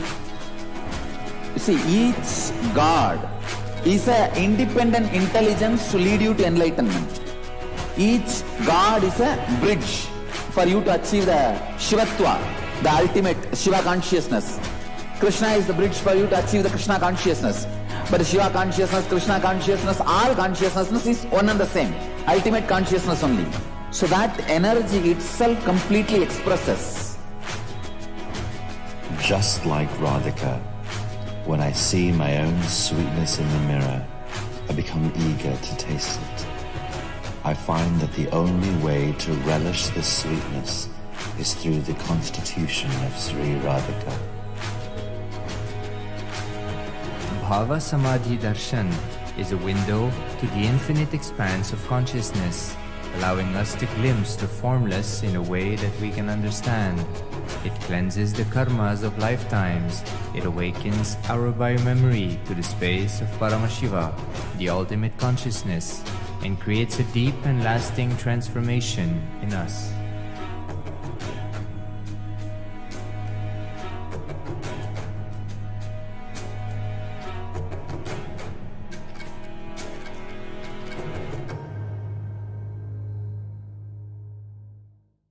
There are some great spiritual sciences unique to Hinduism.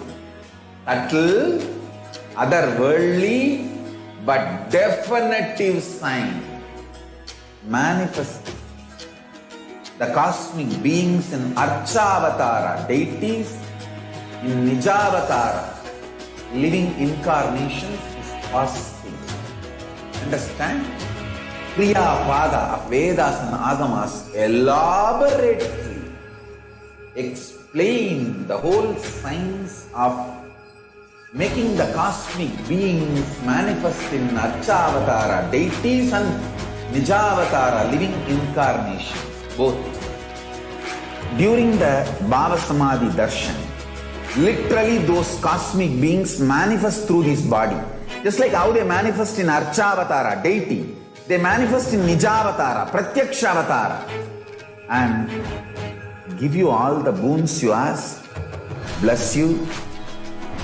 You see, each God is an independent intelligence to lead you to enlightenment. Each God is a bridge for you to achieve the Shivatva, the ultimate Shiva consciousness. Krishna is the bridge for you to achieve the Krishna consciousness. But Shiva consciousness, Krishna consciousness, all consciousness is one and the same. Ultimate consciousness only.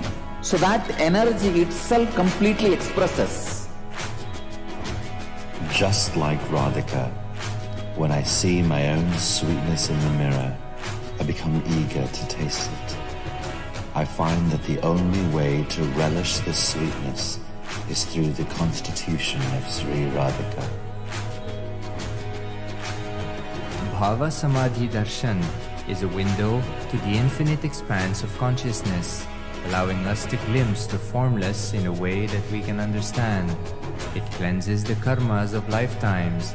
It awakens our biomemory to the space of Paramashiva, the ultimate consciousness, and creates a deep and lasting transformation in us.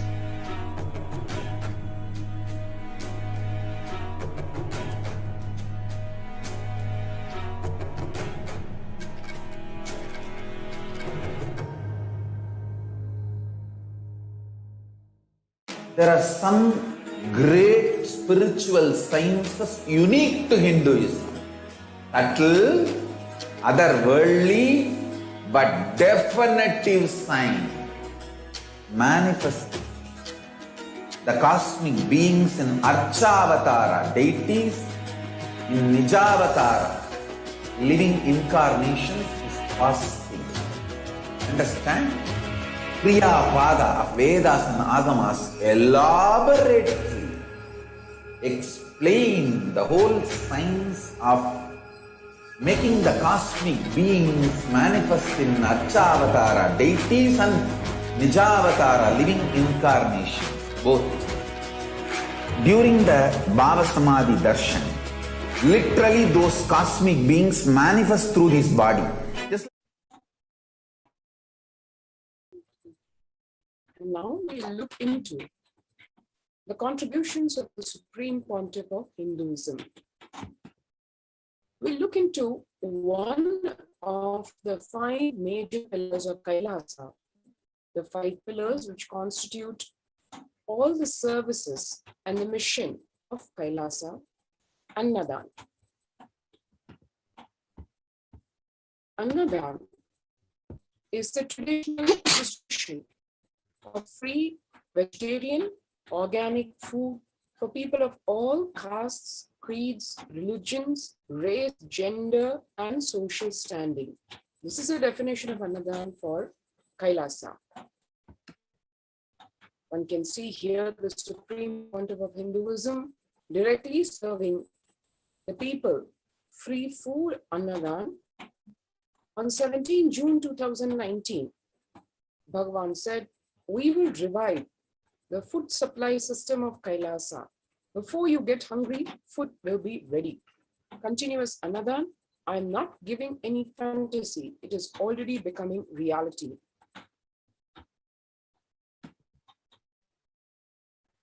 One should understand the context of Annadan in contrast with what is the situation today in the world.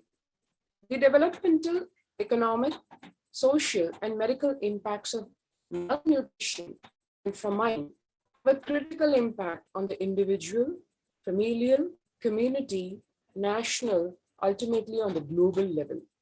With the ongoing COVID-19 pandemic triggering an alarming spike in food insecurity, the United Nations have given warnings of famines of biblical proportions. In 2020 alone, 690 million people were estimated to be pushed into food insecurity. The access and availability to organic food has become of utmost importance.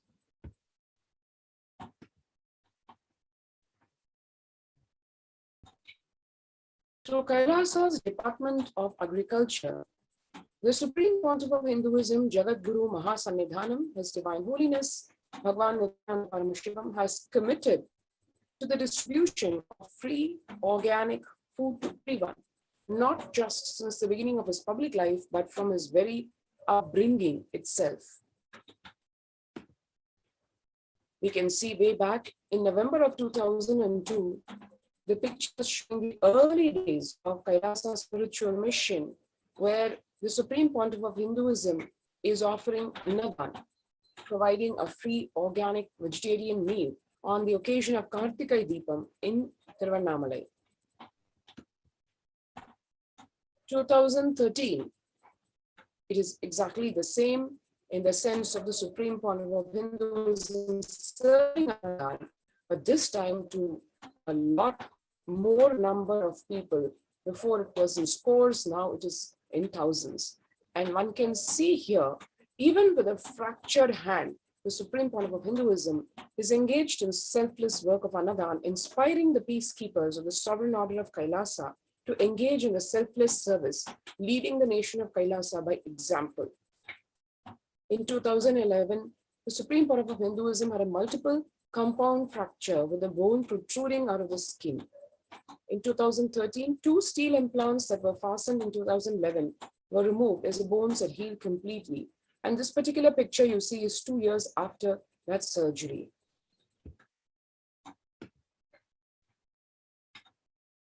Third Jan 2012, in Pondicherry,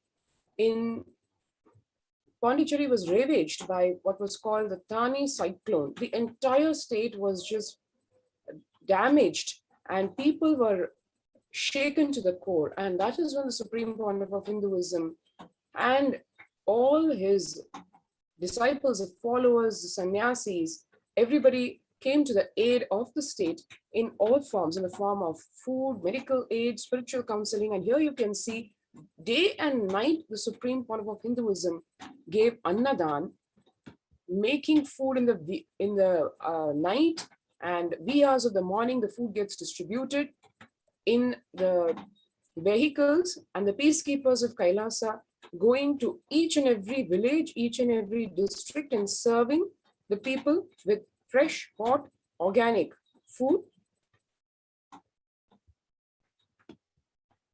And again, you can see here, massive quantities of food that is cooked, and day and night the food serving continued. It was literally 24/7.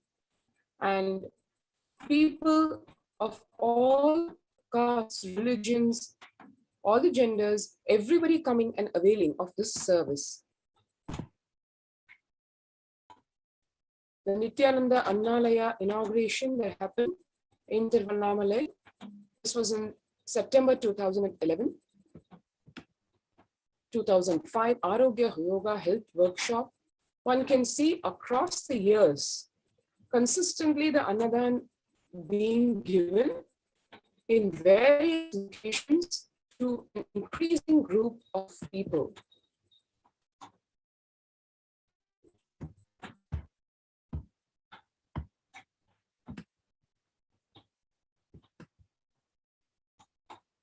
In 2007, it's an auditorium full of people, and it was a Nityananda Spurna meditation workshop, and the Supreme Pontiff of Hinduism not only taking the class, but also in the break serving food, Annadan, to all the participants. 2012 September, yet again, the Nityananda Spurna meditation workshop, this time in Tiruvannamalai.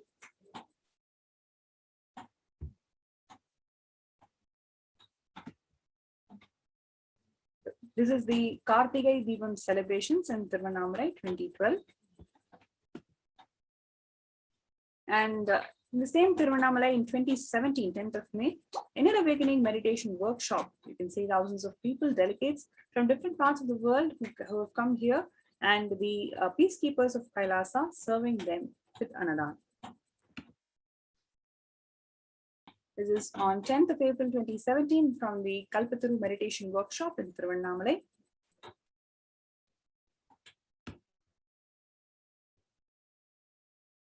And this is from 5th of May 2016 Bandara feast served for respected spiritual leaders and Hindu monks. This is from 2016 April 28th, the Kalpataru meditation workshop in Adi Kailasa, Vidivi. This is from 11th of March 2017 Arunachala Sarvanya Peetham in Tiruvannamalai.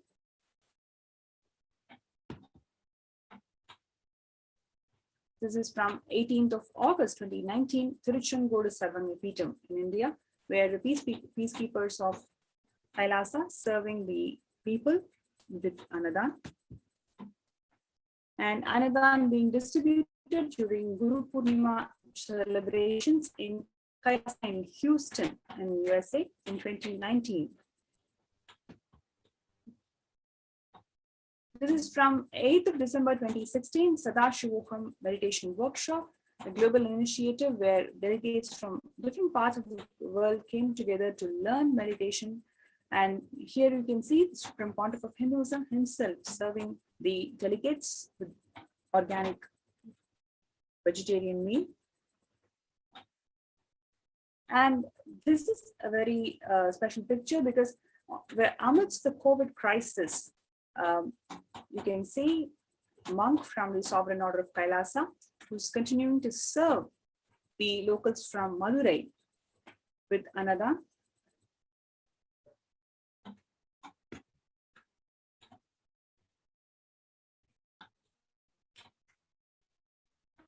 And now we will see, we saw how Kailasa serves humanity, and now we will see, to contrast, just in the few decades preceding it, how the colonial invaders, what they did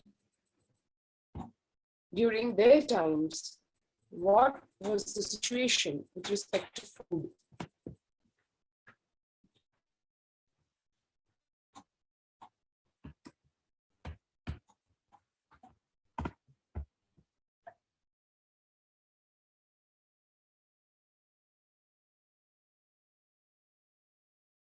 What I found in researching the Bengal famine was that Churchill did several things that greatly aggravated the death toll. India was being used extensively for the war effort. Indian resources, Indian soldiers, and Churchill repeatedly refused to acknowledge the fact that the extent to which India was used could lead to famine. Viceroy to India, Archibald Wavell, called the Bengal famine one of the greatest disasters to have befallen people under British rule, and said the reputational damage was incalculable. During one government discussion about famine relief, Secretary of State for India Leopold Amery recorded Mr. Churchill saying that any aid sent would be insufficient because Indians bred like rabbits.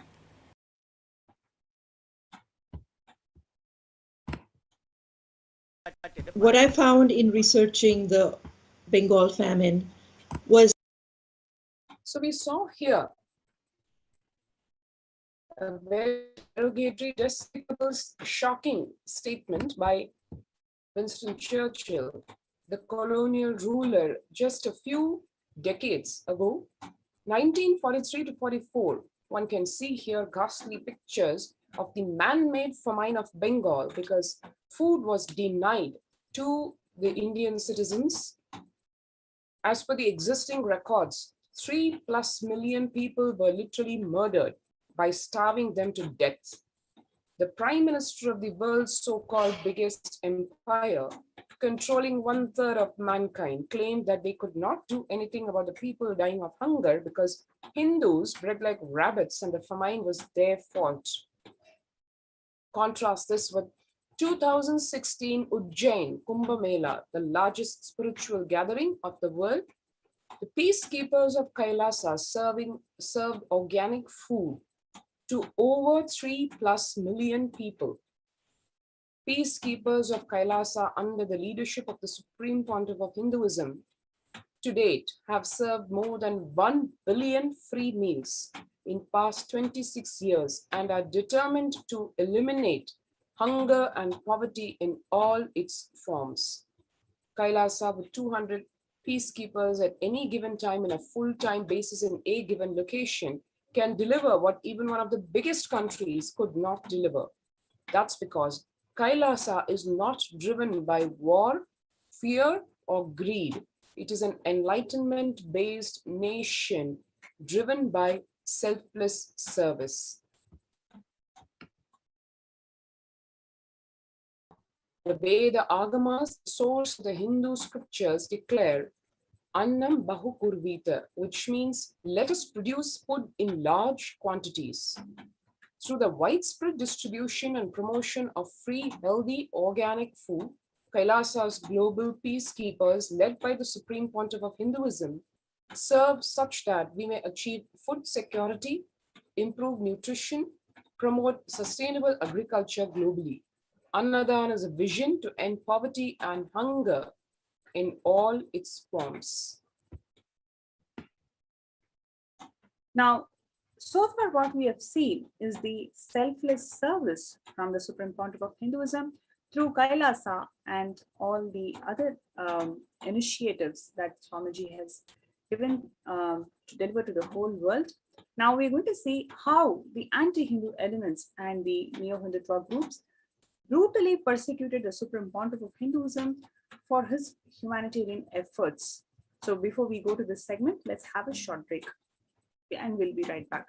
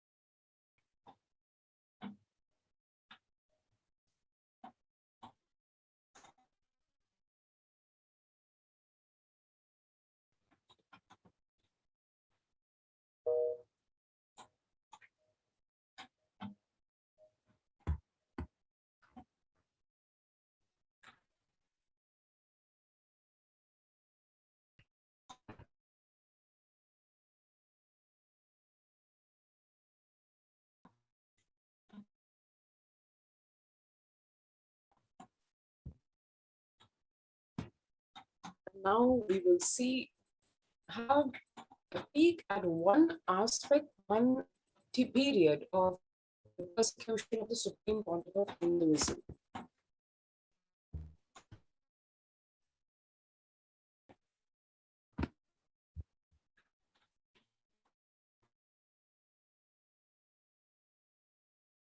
Now, today we're going to see about the unlawful arbitrary arrest of the Supreme Pontiff of Hinduism in 2010.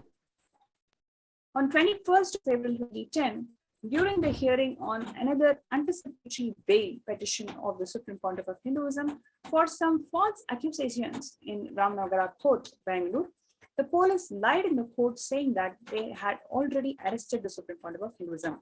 Around 2 hours later, with the help of Intelligence Department, a different team of police officers entered the house where the Supreme Pontiff of Hinduism was staying in Himachal Pradesh to illegally arrest him.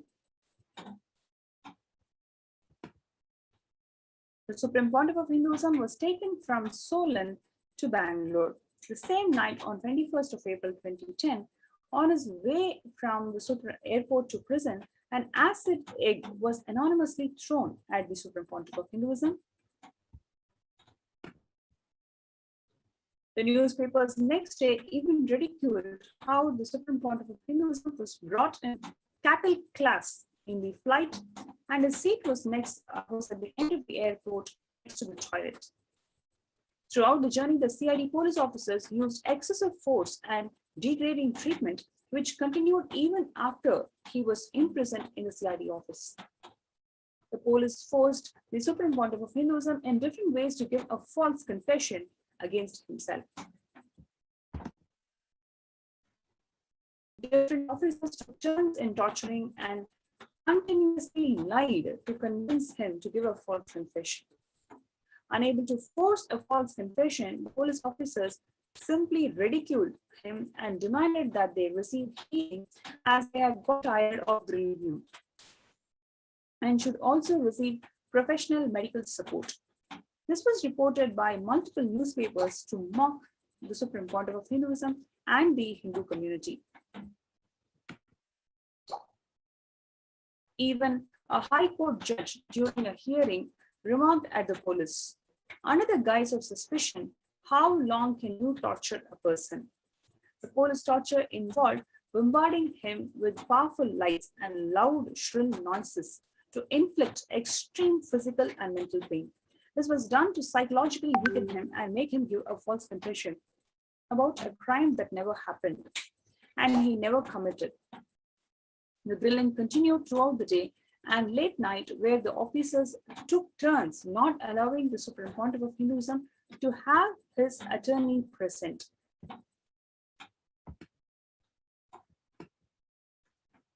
The Supreme Pontiff of Hinduism was subjected to a third-degree torture, including induced asphyxiation, forced breathing of asbestos dust to cause mesothelioma, violent damage of internal organs in the pretext of medical test, injection of lethal poisons in blood test, forced starvation, severe dehydration, sleep deprivation, multiple attempts to assassinate in custody. One can see here the way sleep deprivation impacts is described by the Prime Minister of Israel, who was a Prime Minister from 1977 to 1983. He described his own experience of sleep deprivation as a prisoner of the Soviet Union as follows. In the head of the interrogated prisoner, a haze begins to form. His spirit is wearied to death. His legs are unsteady, and he has one sole desire, to sleep. Anyone who has experienced this desire knows that not even hunger and thirst are comparable with it.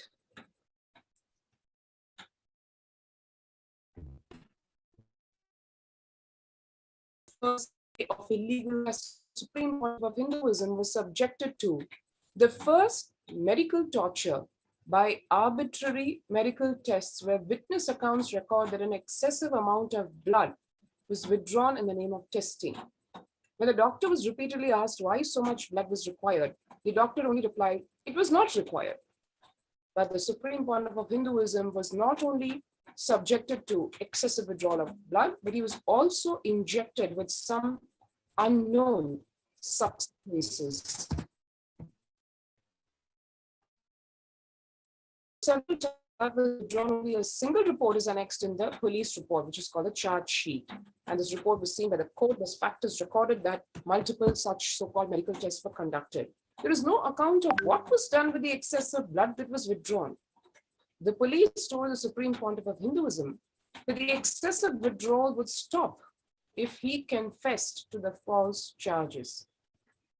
The records of the second test, although reported in the media, were never made part of the charge sheet that was submitted to the court. The police, having destroyed these records, lied to courts that they never performed any potency tests on the Supreme Pontiff of Hinduism. Police repeated these needless, inhumane tests in order to torture and assassinate the Supreme Pontiff of Hinduism once again in 2014. Juan Mendez, an Argentine lawyer, former United Nations Special Rapporteur on torture and cruel, inhuman, or degrading treatment or punishment, describes his experience of torture done to him. In a single sentence, my greatest fear was that they would come back for more. That says it all.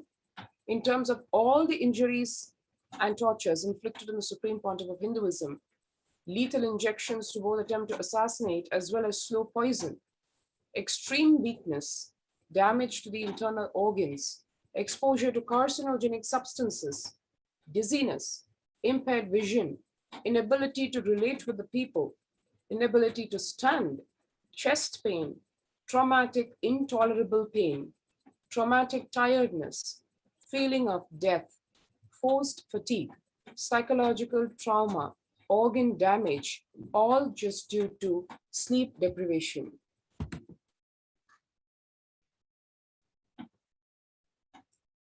Torture is by intention secret, governments deny it. We have all the laws that make it a crime, and so at least one thing that we have accomplished is that most governments don't want to admit that they have done it. This is from the Director of International Police and Partnerships Senior Advisor, Susanna Sirkin.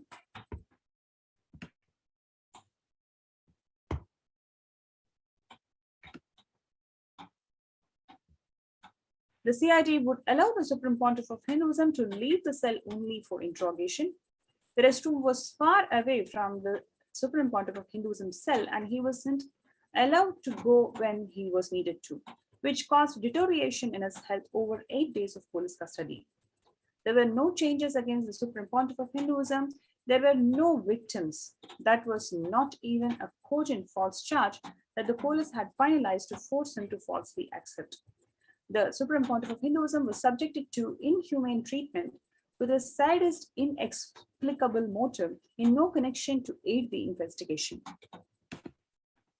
In the case of both the downward internal displacement and external displacement of responsibility and trivialization, the CID for enhanced interrogation created a special cell, which was on record ordered to install real harsh lighting and give a freaky matrix-like effect in the work order issued to a company. The room was created for a single purpose of interrogating the Supreme Pontiff of Hinduism, and he was never used again.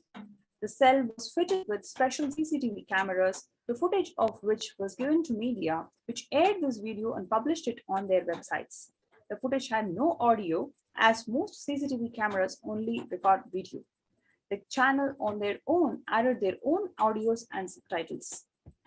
This entire media report was false and supported the unfair trial against the Supreme Pontiff of Hinduism. Without any rumors, the channels maintained their stand and to date to continue to host this video on different websites. So far we have seen the undue torture done to the Supreme Pontiff of Hinduism in his illegal arrest.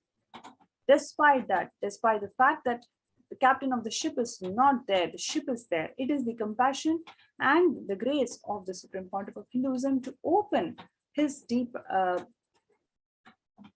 multiple spiritual de facto embassies in India to hold the humanity for them to get protected from COVID. Before we get into the next segment, where we're going to see the glimpses of what's happening in the Kailasa in India, let's have a short break.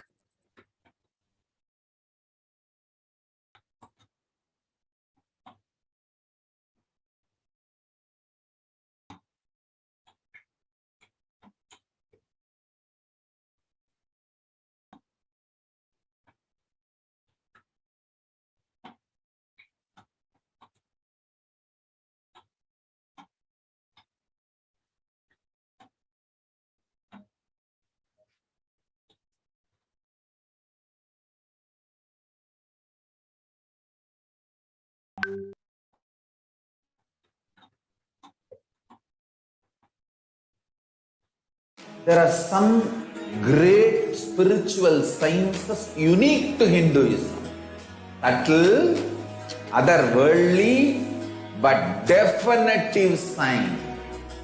Manifesting the cosmic beings in Archavatara, deities in Nijavatara, living incarnations is fasting.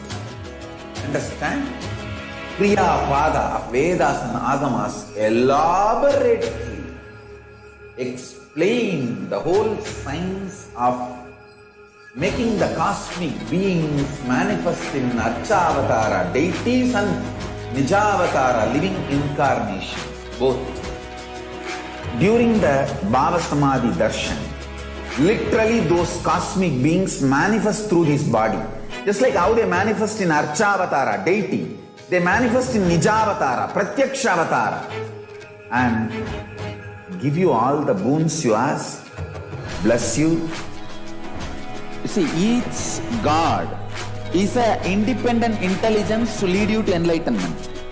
Each God is a bridge for you to achieve the Shivatva, the ultimate Shiva consciousness. Krishna is the bridge for you to achieve the Krishna consciousness. But Shiva consciousness, Krishna consciousness, all consciousness is one and the same. Ultimate consciousness only. So that energy itself completely expresses. Just like Radhika, when I see my own sweetness in the mirror, I become eager to taste it. I find that the only way to relish this sweetness is through the constitution of Sri Radhika. Bhava Samadhi Darshan is a window to the infinite expanse of consciousness, allowing us to glimpse the formless in a way that we can understand. It cleanses the karmas of lifetimes. It awakens our biomemory to the space of Paramashiva, the ultimate consciousness, and creates a deep and lasting transformation in us.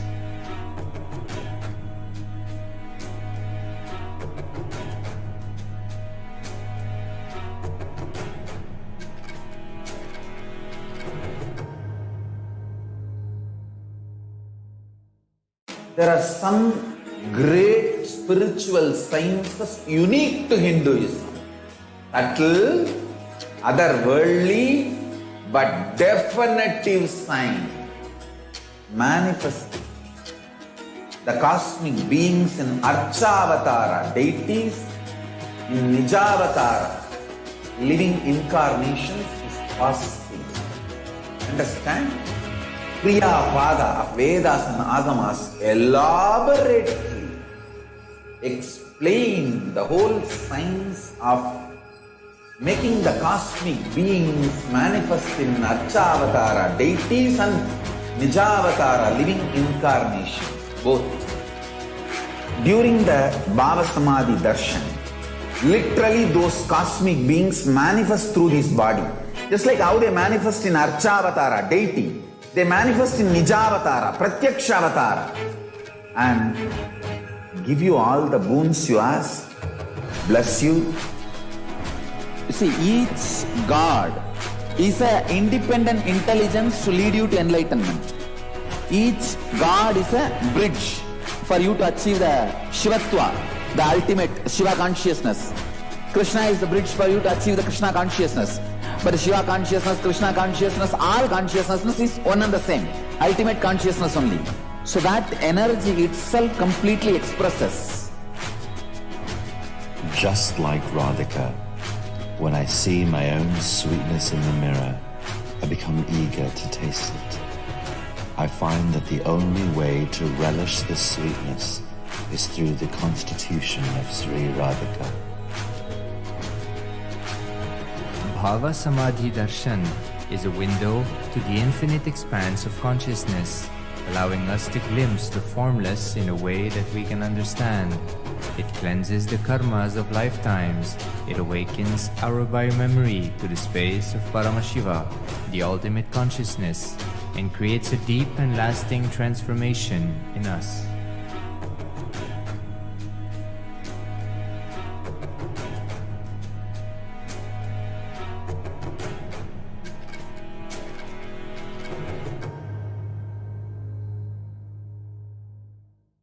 There are some great spiritual sciences unique to Hinduism. Subtle, otherworldly, but definitive sign. Manifesting the cosmic beings in Archavatara, deities in Nijavatara, living incarnations is possible. Understand?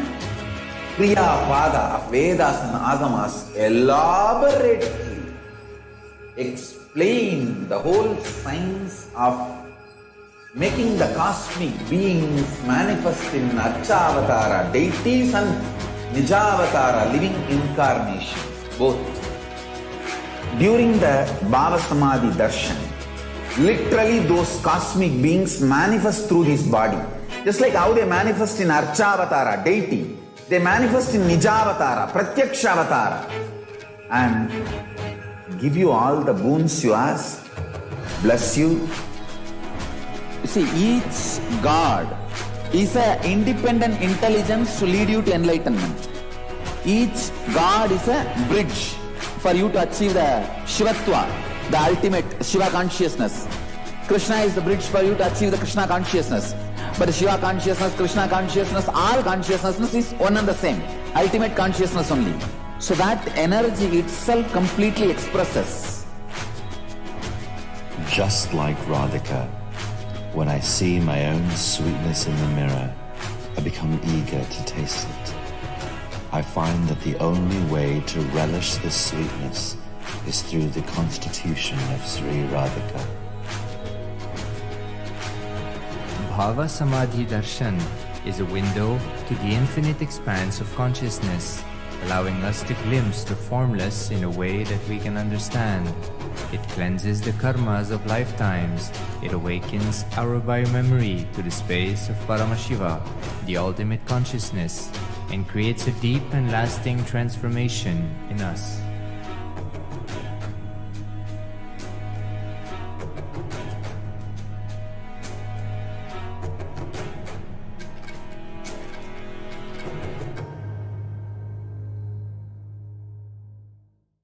There are some great spiritual sciences unique to Hinduism.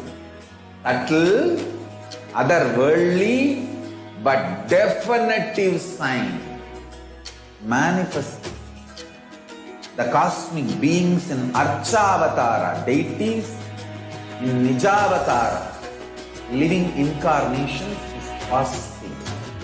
Understand? Kriya Pada of Vedas and Agamas elaborately explain the whole science of making the cosmic beings manifest in Archavatara, deities and Nijavatara, living incarnations, both. During the Bhava Samadhi Darshan, literally those cosmic beings manifest through this body. Just like how they manifest in Archavatara, deity, they manifest in Nijavatara, Pratyakshavatara, and give you all the boons you ask, bless you. You see, each god is an independent intelligence to lead you to enlightenment.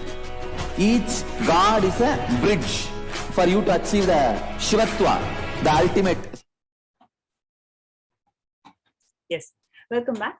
So now we're going to see the different multiple COVID care centers that are opened across India, which includes Adi Kailasa in Virdi, Bangalore, Salem Adinam in Tamil Nadu,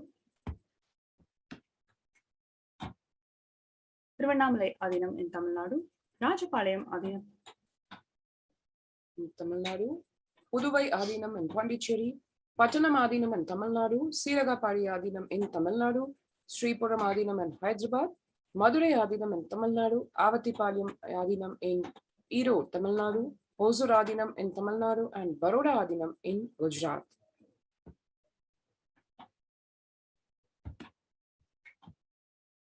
Multiple free COVID care centers are opened across India, as we mentioned in the last slide. Various social services and spiritual services are offered during pandemic in Kailasa's de facto spiritual embassies across India.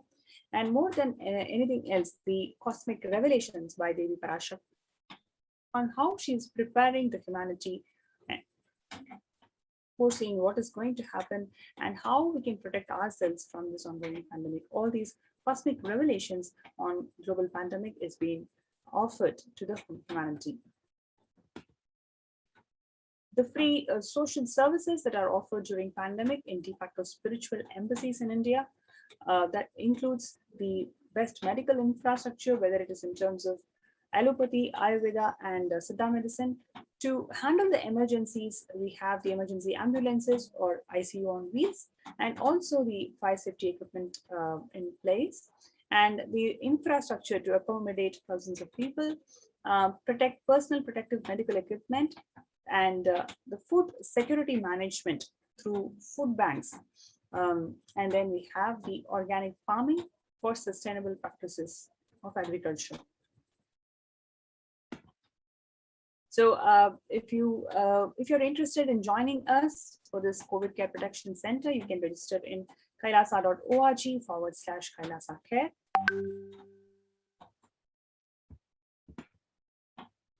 Now let's quickly go through the glimpses of what's happening in Adi Kailasa, especially from the Department of Infrastructure, which is responsible for overall needs of all the visitors of Adi Kailasa's Ministry of Infrastructure, that reconciles their current standing and status of housekeeping, taking note of what needs to be upgraded and procured to make each of the multi-layered quarantine facility a self-sufficient one.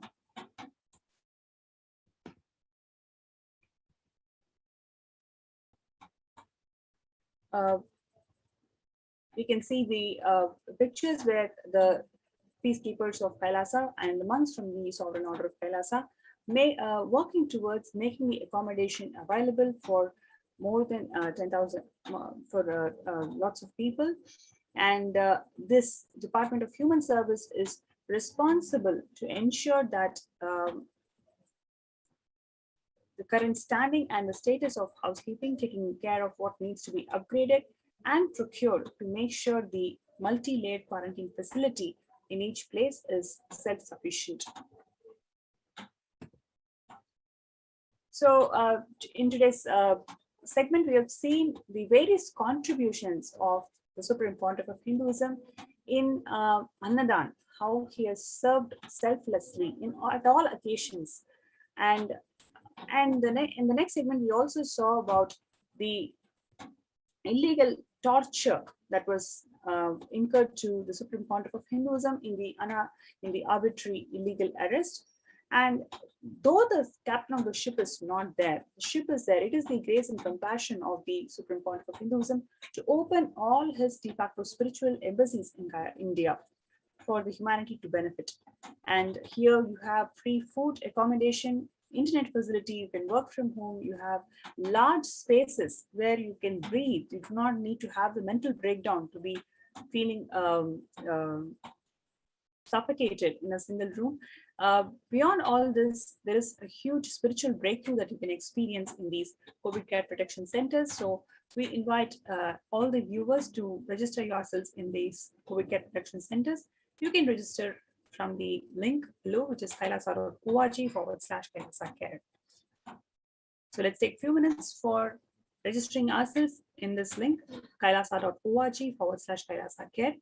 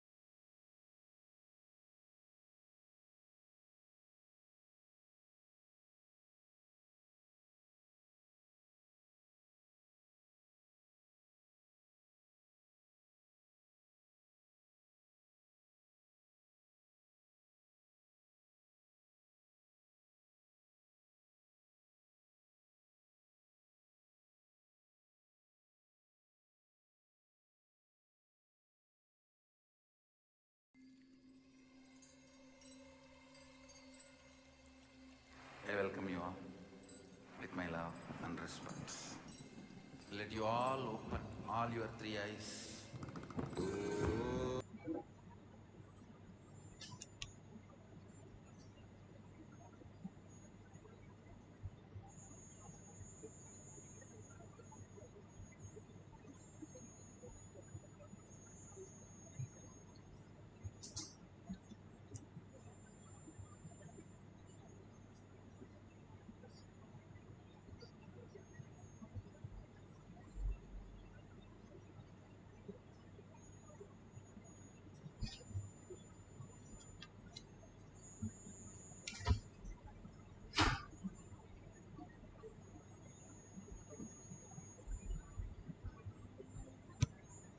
Let's start with the Sadguru Vandanam.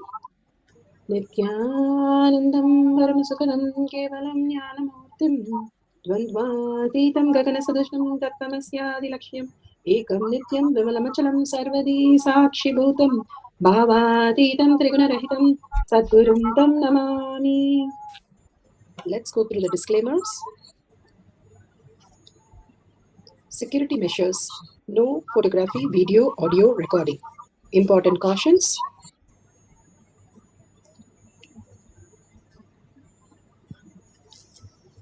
Please be aware of the important cautions.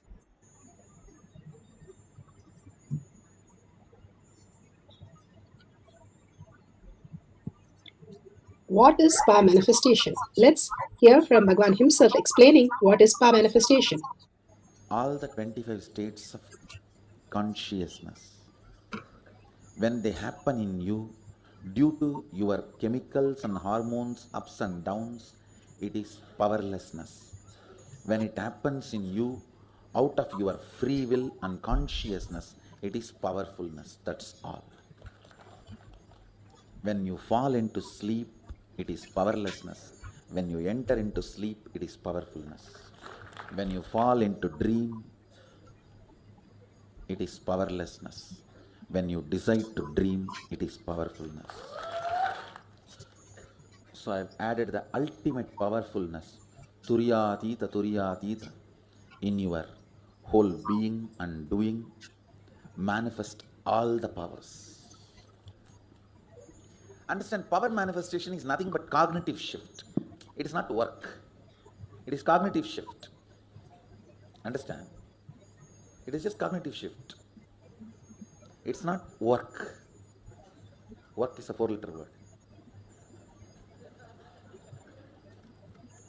Power manifestation is cognitive shift. Playing with life. Playing with being alive. Static matter, dynamic activity, strategic existence. All these three has no boundary. You are one with it. You are alive in everything. Everything listens to you. Everything decides as you want. Power manifestation is cognitive shift. Pramanas. Science of power manifestation. Bhagavan explained what is power manifestation. It is cognitive shift. And science of power manifestation is authentic, time-tested, scientific and foolproof. It's a science because each one of us can repeat it and manifest. Each one of us can experience our manifestation. And these are given by the evidences that each one of us can have a superconscious breakthrough as the humanity has complete surrender to Bhagavan Paramashiva. Shastra Pramana, the evidences from the Shastras. The eternal unchangeable truth revealed in the source scriptures, the Vedas and Agamas. Apta Pramana are the Rishis, Munis, Ganas, Nayanamas, Alvars, all their experiences manifesting the powers of Paramashiva, and they are the authority of Hinduism. All their powers are scientific and foolproof. Atma Pramana, account of His Divine Holiness Bhagavan Nityananda Paramashivam, this millennium's avatar's personal experience of power manifestation. Bhagavan's very own Leelas, Bhagavan's blessing on planet Earth to manifest all the powers as per Shastra Pramana. Shakshi Pramana, experience of the millions of disciple, devotees, followers initiated by Bhagavan, manifesting all the powers of Paramashiva. Pratyaksha Pramana, the scientific study measuring the effect of being in the enlightened state. Bhagavan has beautifully said, whoever comes to my Kailasa courtyard, I will simply be present and manifest through them as the reality. Bhagavan's presence is very high here for all of us to feel the oneness and manifest as powers. And we have measured scientifically. Bhagavan himself has gone through the scientific measurement, and the devotees and the balasans, and we have seen completely they are all in the thoughtless space. Completely thoughts become zero and experience the oneness with Paramashiva, Paramashiva manifesting through them as reality. We have done a scientific study to prove this science on all the powers. Now let's go to the Shastra Pramana. The Shastra Pramana are the eternal, unchangeable truth revealed in the source scriptures. Vijnana Bhairava Tantra. Vijnana, consciousness, Bhairava, one who experienced consciousness, and Tantra, strongly method in which you experience of past life wound, how to clear that. Bhagavan Paramashiva says It is like emptying your body. power manifestation. Now let's go to the Shastra Pramana.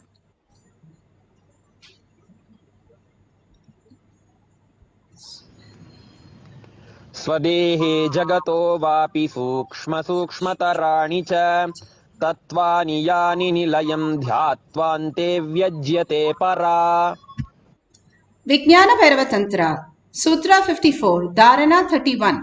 Bhagavan Paramashiva says, beautifully he explains, cognize deeply that from the subtle to the subtle constitute principle of your whole body. From subtle to the subtlest principle of your whole body, Swadeha, or the whole universe, simultaneously consist of the essential reality. They are being absorbed in their source cause, Paramashiva, by the experience of such restful awareness. One becomes complete from all thoughts, and the ultimate universe, divine power, Paradevi, is revealed, and the supreme power manifestation happens. Bhagavan Paramashiva beautifully says how you merge into the oneness and simply the absorbed in their source cause. If they are absorbed into the source cause, simply PARASHAKTI starts manifesting as your reality. Here the sutra exactly says how you can manifest the powers of Paramashiva, how you can manifest your own reality as a superconscious being. Bhagavan beautifully says, you are not a human experiencing divine. You are divine experiencing the human form to manifest all the powers. Understand the higher science, how you exist and how you can understand things much better, and realizing yourself more and more in the depth of how Bhagavan is giving in a very simple way. All the scriptures, all the books that we read give us only one idea, but Bhagavan gives an experience of that through the power manifestation, the ultimate science itself. Krishna was lying down when Duryodhana and Arjuna went to see him for getting the Sena for the war. So Duryodhana runs first and stands next to his head, and Arjuna goes next and stands to his leg. When Krishna opened his eyes, he saw Arjuna and said, very nice, you have come. What do you want? And Duryodhana said, I came first. I am going to be here as the Sena I wanted, I will choose first. Krishna said, I saw him first, Arjuna, and Arjuna is younger, so he'll only choose first. Duryodhana was upset, but he just held quiet. And then Arjuna said, what can I choose other than you? When you are there, nothing matters to me. He simply surrendered at Bhagavan's lotus feet. And so beautiful. But Duryodhana said, what a foolish answer is that? And I am choosing the 11 crore Sena. And he was so proud that he got it, even though Arjuna got a chance, he missed everything. So Krishna said Tathastu to both, and both of them left. But we know who won the war. When Krishna is your charioteer, what happens in your life? You have a car. Who drives you? If it is Krishna, Bhagavan himself takes you around. How will life be with that space? If you have a driver who is all incomplete and who's a drunkard, and where would you land going? And even worse, if you have tamasic people inside you, how you relate to yourself. Bhagavan says the key is how you relate to yourself is your projection of your world. So if you project Rajasic and you are like having a driver with more and more drunkard driver. If you have Tamasic, it's even worse, a drunkard driver who is blind and who's deaf. And that's how you run your life. So what happens? Always in chaos, always in confusion, always struggling, always not getting the abundance that you're supposed to get, and always in the space of giving up. Unbelievably, you're lost in life.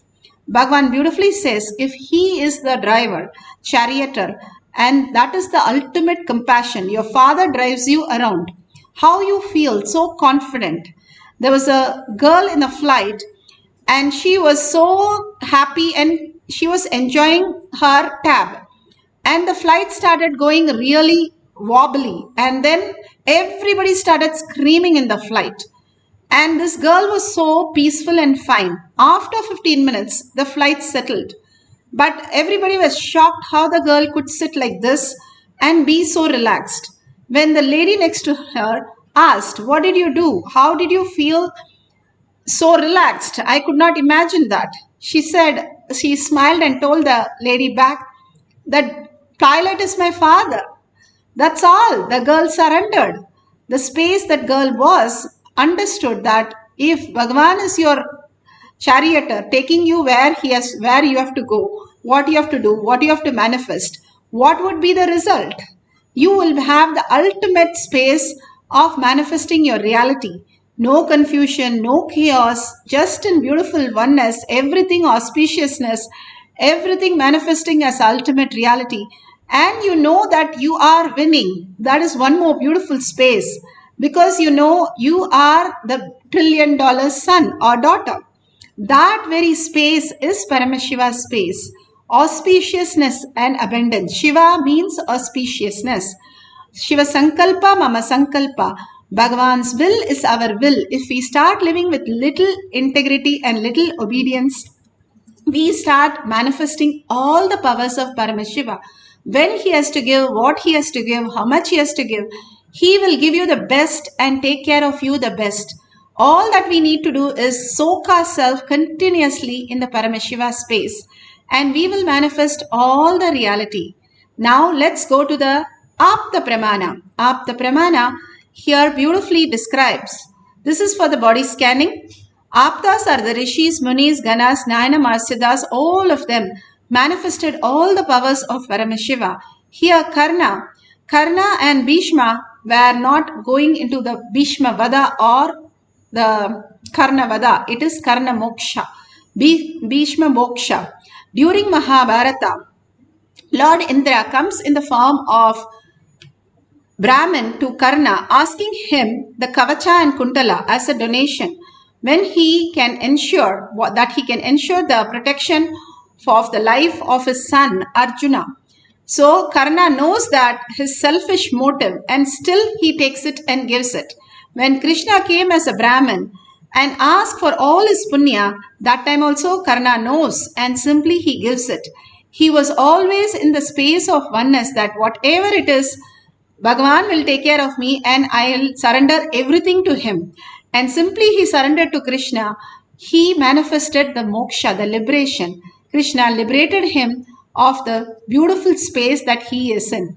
So let's hear to Bhagavan. Bhagavan gives a beautiful explanation how we can manifest the Paramashiva space in all of us. Too complicated things. I'll try to map it down to your language and the way you can grasp. Fundamentally, the researchers are trying to convey the various dimensions. 1D means rod, 2D means plank, 3D means cube,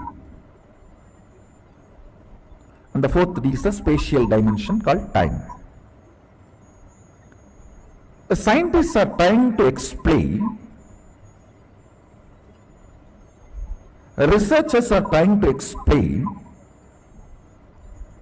through this algebraic topology, which works like a telescope and microscope together.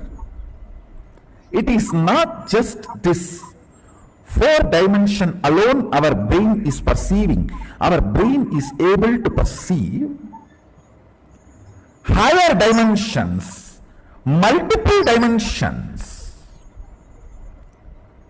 Because of that, they come to a conclusion, multiple dimensions exist because the reflection shows the multiple dimension perceptions, not only the possibility, but as a reality. They are saying that many of these algebraic topology data they have discovered, they try to map it and see its effect on the rat's brain, and the researchers are confirming many of this data is very realistic. Understand?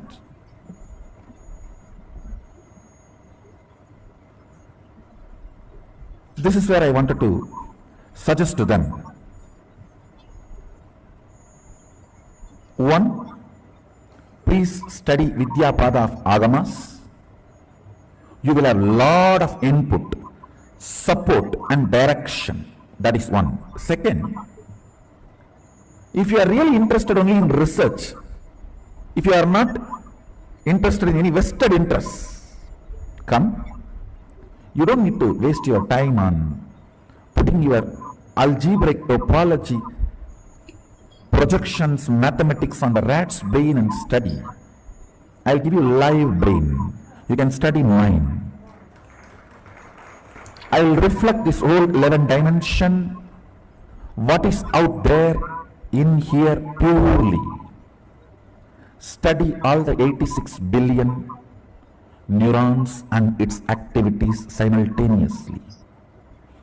I am not interested in any of the pride, all these, that. I am saying, let's do something good to the world.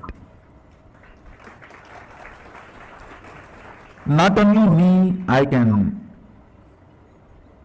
recommend and request many of my disciples also to support you in your research. We can live reflect. Understand? Scientists are equipped with a algebraical topology which functions like a telescope and microscope together for microcosm, brain, pindanda. We are equipped with third eye penetrated by oneness, third eye opened by oneness, can be used same way algebraic topology is used in microcosm. We can use the third eye penetrated by the oneness in macrocosm. Understand? Scientists with their algebraic topology, which can function like a telescope and microscope together, study the multi-dimensional happening in the brain. We Shaivites, empowered by Mahasadashiva, whose third eyes are penetrated by the oneness, can show precisely what is out there in here.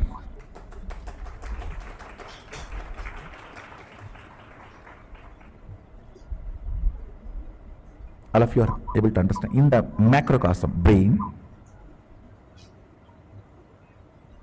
algebraic topology helps like a telescope and microscope to study what is going on in this. With that only they are coming to many understandings. I am telling them, please come here. We have cosmic algebraic topology, third eye penetrated by oneness, which can function a cosmic telescope and microscope together. I can project and tell you precisely what is happening in the sun now.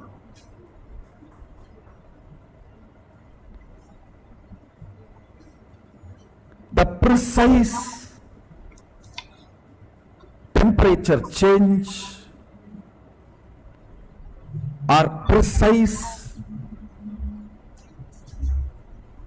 happenings of the sun and precisely what is happening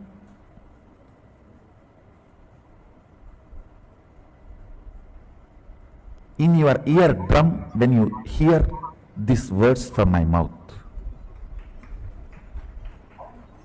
Understand?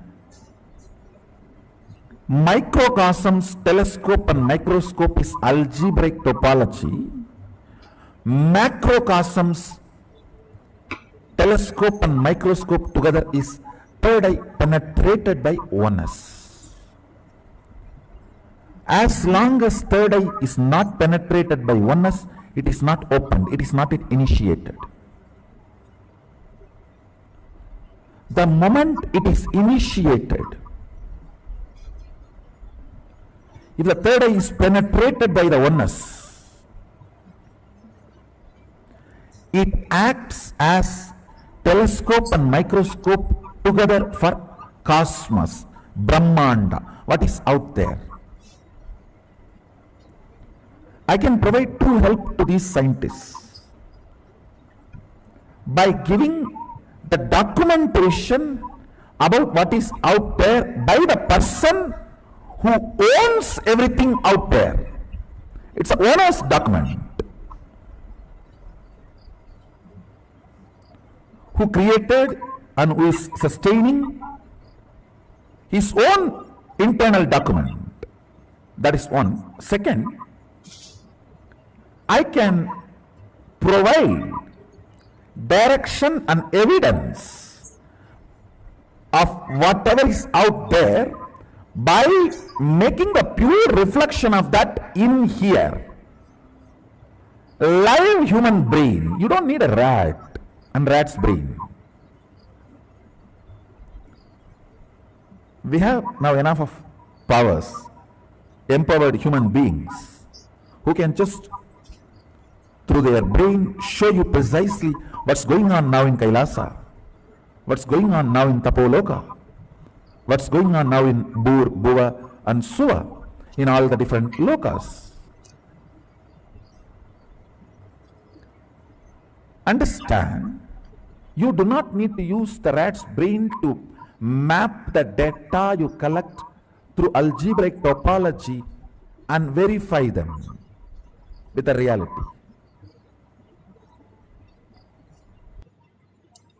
So beautiful that Bhagavan has beautifully made us understand how the consciousness can be mapped into our brain and how through the oneness we can penetrate through third eye and manifest our reality. Here you can see the Balasans, how they have experienced in the courtyard. They are sharing that here. So beautiful. Let's hear that. About the powers that they manifest very powerfully after taking Aushada. Prema Swarupa Maharaj, would you like to go first? My name is Srinitya Prema Swarupananda. Yesterday, actually, Swamiji had given us the Aushada to apply on our head, and we had to take the Aushada and we have to put it on our head. And once we put the Aushada on our head, Swamiji told, start manifesting all the powers.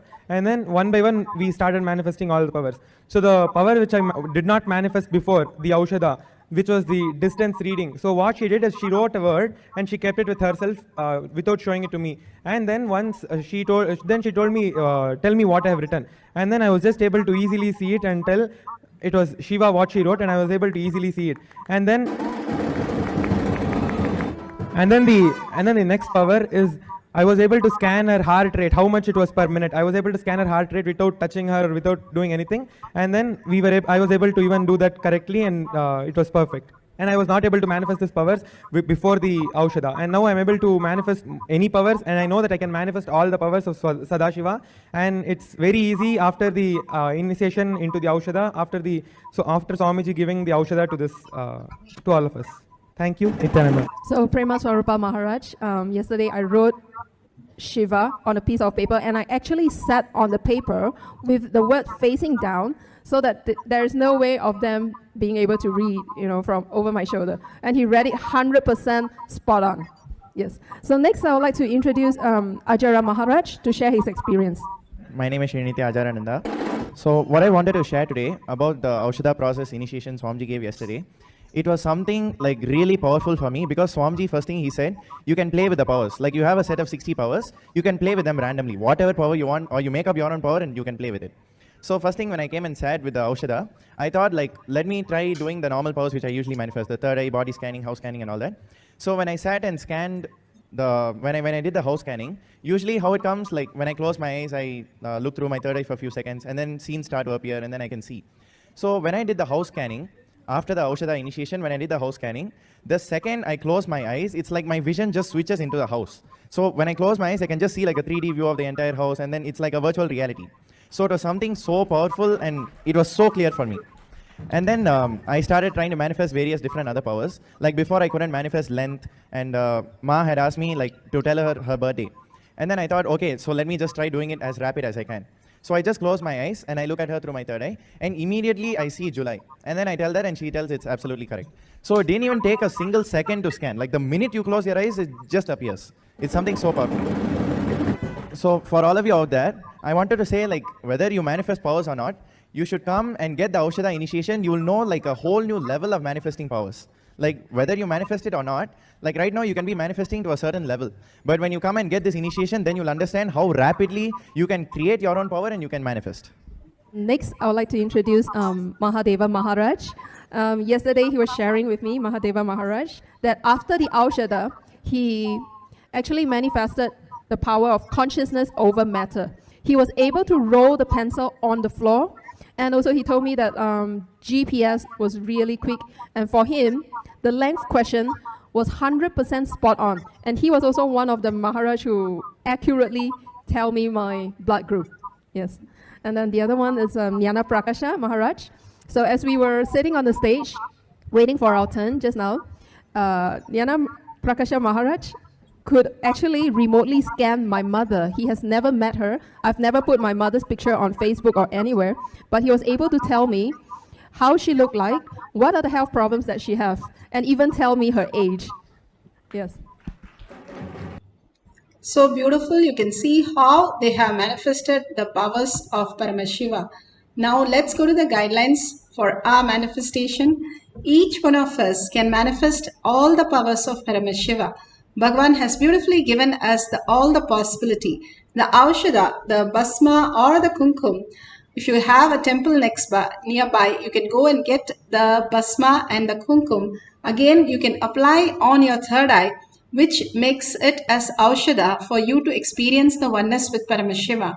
Or if you have the night turmeric on your forehead, it detoxes the third eye so much that more and more the calcification that has happened in your third eye gets cleared. All these great truths that Bhagavan has revealed, which is a very simple one for us to follow, will make us more and more in the conscious space, letting the consciousness reflect in us as reality. Now, let's apply the Jnananjan, which is in the Kantamala, in third eye and your temples. And let's do a body scan for the blood group. Even if you're doing for any the disease or any problems, please make a note and ask them to consult the doctor. If you're giving remedy or healing, please go ahead, but ask them to consult a doctor before doing all those. And completely you can scan a person if you already know the person is going through something, and more it will become a healing process. This is a very auspicious and powerful space. All of us meditating on Paramashiva, at the same time creating that oneness space with Paramashiva, Parashakti, and simply it will manifest and heal all of us. Again and again, Bhagavan gives this opportunity in the courtyard for all of us to feel the oneness space. So make sure it is authentically done and there is no other help from outside. This is completely making us experience the Paramashiva space more and more into the oneness space. That's something beyond the mind, the thoughts, thinking that exist in you, constantly manifesting as you, is Paramashiva. Recognizing that very space from the pure conscious space, Paramashanta Swarupa simply opens up into the higher reality and make you extraordinary being, the superconscious being. Let's sit straight for a few minutes and start holding Paramashiva in the third eye. continuously unclutching from what you know as yourself, doubts, words, thoughts, anything that you know as yourself, and hold only Paramashiva, Parashakti with her 25 heads and 75 eyes and 50 hands. How would you be sitting if you have them? Just be there at that space. Merge into that Paramashiva, Parashakti, her gesture, her smile and everything, and continuously unclutch and entangle with Bhagavan in the oneness space and chant the Mahavakya. Your whole being vibrate with the Mahavakya. And simply you surrendering and merging into Paramashiva will make you manifest all the powers. Write down whatever Bhagavan shows you and share with your partner. If you do not have any partner, you can Google and find out any VIP that you know, and their blood group will be given there. So you can scan and check whether you want to do it for somebody that you don't know or your relative who you can heal them, and ask them for more questions that you have found, and ask them to go to a doctor and do a consultant before they take your details into account. So let's start chanting the Mahavakya to experience the oneness with Paramashiva and do a thorough body scanning for your partner. Nityananda Paramashivam. Om Nityananda Paramashivam. Om Nityananda Paramashivam. Om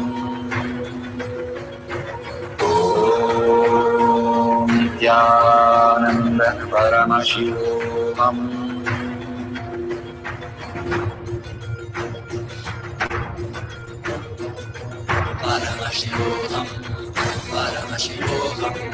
Let Paramashiva's third eye manifest in all our third eyes.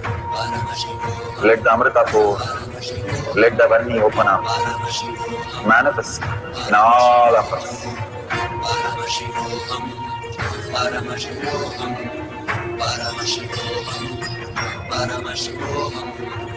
Let Paramashiva overflow, manifest the powers in all our third eyes. Om Nityananda Paramashivam. Om Nityananda Paramashivam. Om Nityananda Paramashivam. Om Nityananda Paramashivam. Om Nityananda Paramashivam. Om Nityananda Paramashivam. Om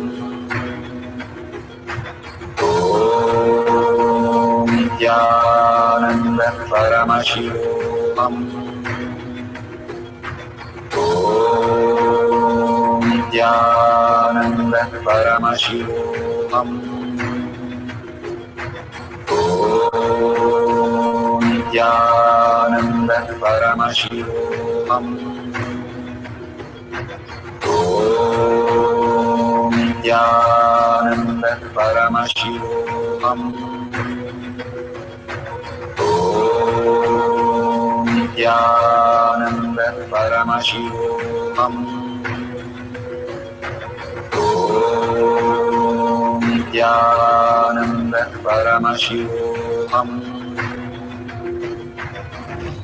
Om Nityananda Paramashivam. Om Nityananda Paramashivam. Om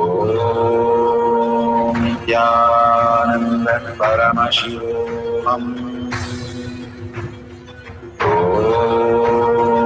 Nityananda Paramashivam. Om Nityananda Paramashivam. Om Nityananda Paramashivam. Om Nityananda Paramashivoham. Om Nityananda Paramashivoham. Om Nityananda Paramashivoham.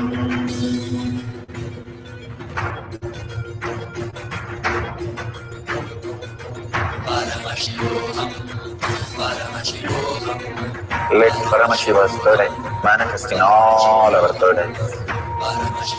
Let the Amrita pour, let the Varni open up.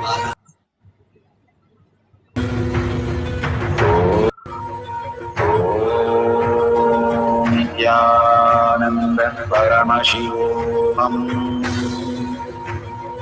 Om Nityananda Paramashivoham. Om Nityananda Paramashivoham. Om Nityananda Paramashivoham.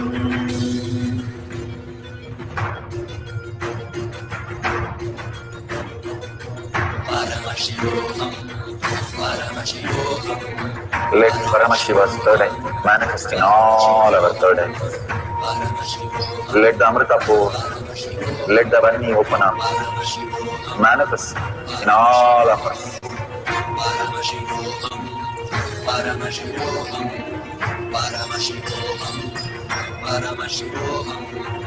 Let Paramashiva overflow, manifest the powers in all our third eyes.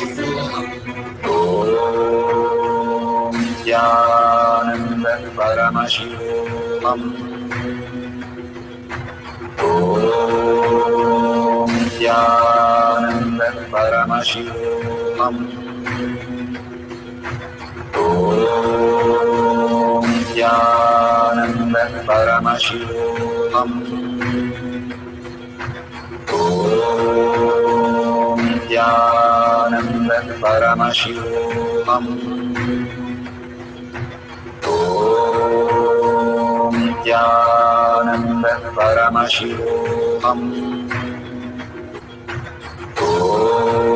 Om Nityananda Paramashivoham. Om Nityananda Paramashivoham.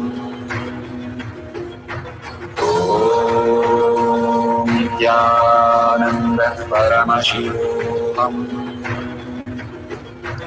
Om Nityananda Paramashivoham. Om Nityananda Paramashivoham. Om Nityananda Paramashivoham.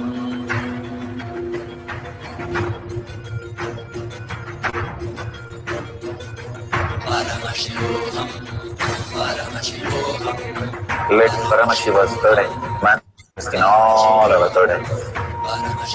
Let the Amrita pour, let the Varni open up, manifest in all of us.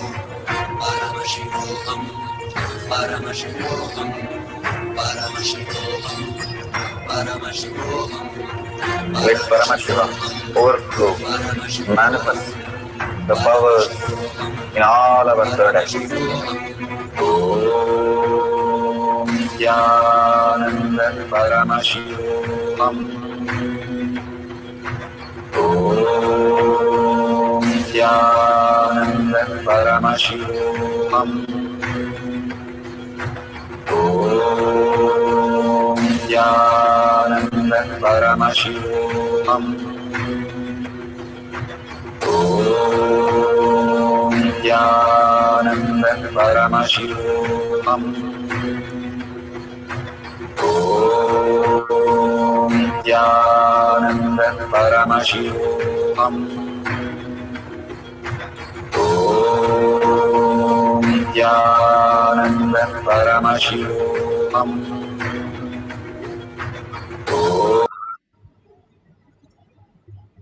So beautiful. Whatever prasada you have received from Bhagwan, please make a note of that and verify authentically. And make sure there is no external help or you already know about a lot of things. Just make sure all this is only a manifestation. Again and again, let's not fall into the delusion. All our thoughts and our realization is only delusion. If death is a delusion, then what about our life? Bhagavan beautifully says we are just deluded into our thinking continuously and creating our reality from the delusion. It's like a car with a broken brake and a broken steering. That is what we are driving. Let's now, at least for a few minutes, manifest Paramashiva. Only in this session, we sit down and say, Paramashiva, manifest through me. In all other things in our life, only we do it and then go and surrender and ask Bhagavan, please help me, please help me. So at least for a few minutes, let's do what Bhagavan is wanting us to do, manifesting the powers of Paramashiva, each one of us feeling so powerful and so blissful, manifesting all the reality and healing so many people, all of your inner space and inner all that problems and struggles which also get healed. So let's have one more cycle. Surrender everything to Paramashiva's lotus feet. Again and again, when Bhagavan said in 2010 about third eye and download, we didn't understand what is going to come out of third eye. But after that, 2013, we understood. 3 years it took us for the start. But after that, it's been roller coaster ride of the Balasans manifesting so many powers and so many demos. So you can see how beautiful Bhagavan manifests through us once we understand how compassionate and how much he is showering and initiating all of us into. And holding him again and again as our reality is the ultimate space for us, just merging into him and being in the oneness, PARASHAKTI, her smile, her gesture, her beautiful being, all her jewels and her weapons, everything she is auspiciousness. Holding her again and again in your inner space, you become auspiciousness. It's beautiful space of oneness. Let's get into the meditative space. Let's sit straight with the head, neck and spine in a straight line. Bring Parashakti, Paramashiva in your third eye and chant the Mahavakya. Whatever you're scanning for the second person or the same person, you're going to scan something different. Find the blood group and find anything else you want to share with that person that Bhagavan is showing you. And write down everything. At the end of the session, we will go ahead and we will share with the other person. And please remind them to consult with the doctor with whatever you're saying. And you share everything in the chat also so that everybody can experience that beautiful space of oneness as you manifest the powers. Let's start chanting the Mahavakya intensely, the whole being vibrating with that. Nityananda Paramashivoham. Om Nityananda Paramashivoham. Om Nityananda Paramashivoham. Om Nityananda Paramashivoham. Nityananda Paramashivoham. Om Nityananda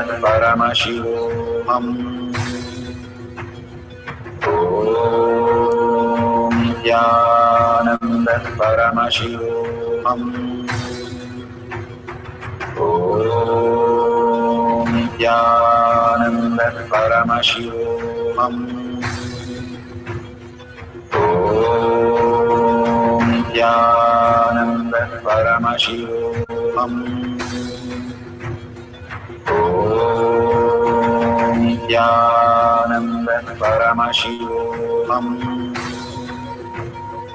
Om Nityananda Paramashivoham. Om Nityananda Paramashivoham. Om Nityananda Paramashivoham. Om Nityananda Paramashivoham.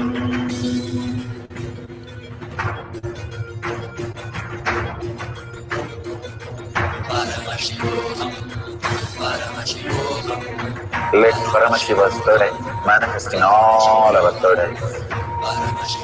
Let the Amrita pour, let the Om Nityananda Paramashivoham. Om Nityananda Paramashivoham. Om Nityananda Paramashivoham. Om Nityananda Paramashivoham. Om Nityananda Paramashivoham.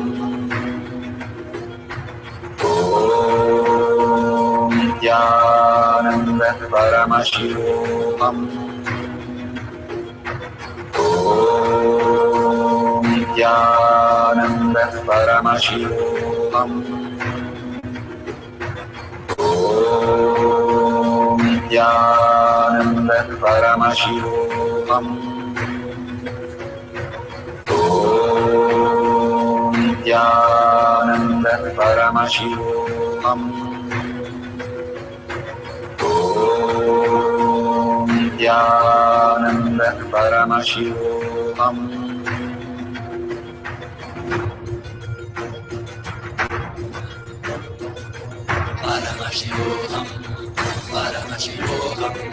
Let Paramashiva's third eye manifest in all our third eyes.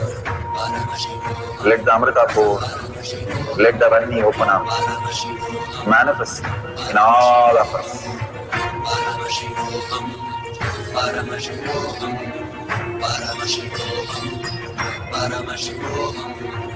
Let Paramashiva overflow, manifest the powers in all our third eyes. Om Nityananda Paramashivoham. Om Nityananda Paramashivoham. Om Nityananda Paramashivoham. Om Nityananda Paramashivoham. Om Nityananda Paramashivoham. So beautiful that we can experience all the oneness with Paramashiva by understanding that how compassionate he is to show all the reality and heal us so beautifully again and again and again. Every day we have such beautiful session. Now in the morning, how delightful and blissful it is for the whole day when we have few minutes of power manifestation every single day. And evening also we have 6 p.m. in Zoom. You can log in through Kailasa and you can chat also in the Zoom session. So you can share your beautiful experience. Just it can be one line, or it can be the picture, or it can be the experience that you had with the whole power manifestation in tinyurl.com/power manifestation. Again and again, we ask you to share, because to heal the billions of people on planet Earth, again and again, if they are connected to Bhagavan, they will simply get healed. So please go ahead and share. Bhagavan says extreme manifestation is extreme causing. So please go ahead and share all these great truths. And if you see the $ at the end of the YouTube, you can offer your contribution. Everyone, when we ought to offer our contribution, it can be as small as 1 unit of your currency. But when you contribute and you ask in humble space, in gratitude, Bhagavan, make my Paramashiva as my reality. Again and again, when we humbly ask, more and more clarity comes and more higher intelligence starts downloading in us as our reality. And the decision we make and the whole space that we have becomes such a healing space for us and everybody around us. So more and more the space of oneness can be experienced by all of us. Thank each one of you here who have come here to manifest all the powers of Paramashiva. In billions of people, we are the chosen ones to experience this oneness. We have to do just go around ourselves and thank ourselves to be here, to hear these words of Bhagavan. And let's surrender all that we explained or we understood of Paramashiva and the power manifestation at Bhagavan's lotus feet. Again and again, when you surrender, more and more depth happens in your cognition. Now, with the deep gratitude and earning, let's end the session with a Purna Mantra. Om Purnamada Purnamidam Purna Purnamudashyate Purnasya Purnamataya Purnameva Vashishyate. Om Shanti Shanti Shanti. Hari Om Tat Sat Sarvam Bhagavate Sri Nityananda Paramashivam Padukarpanamastu. Om Nityanandam. Thank you so much, each and every one of you. See you again after the next satsang, next darshan in Kailash Kotiyar Manifesting Past session. Thank you, Nityanandam.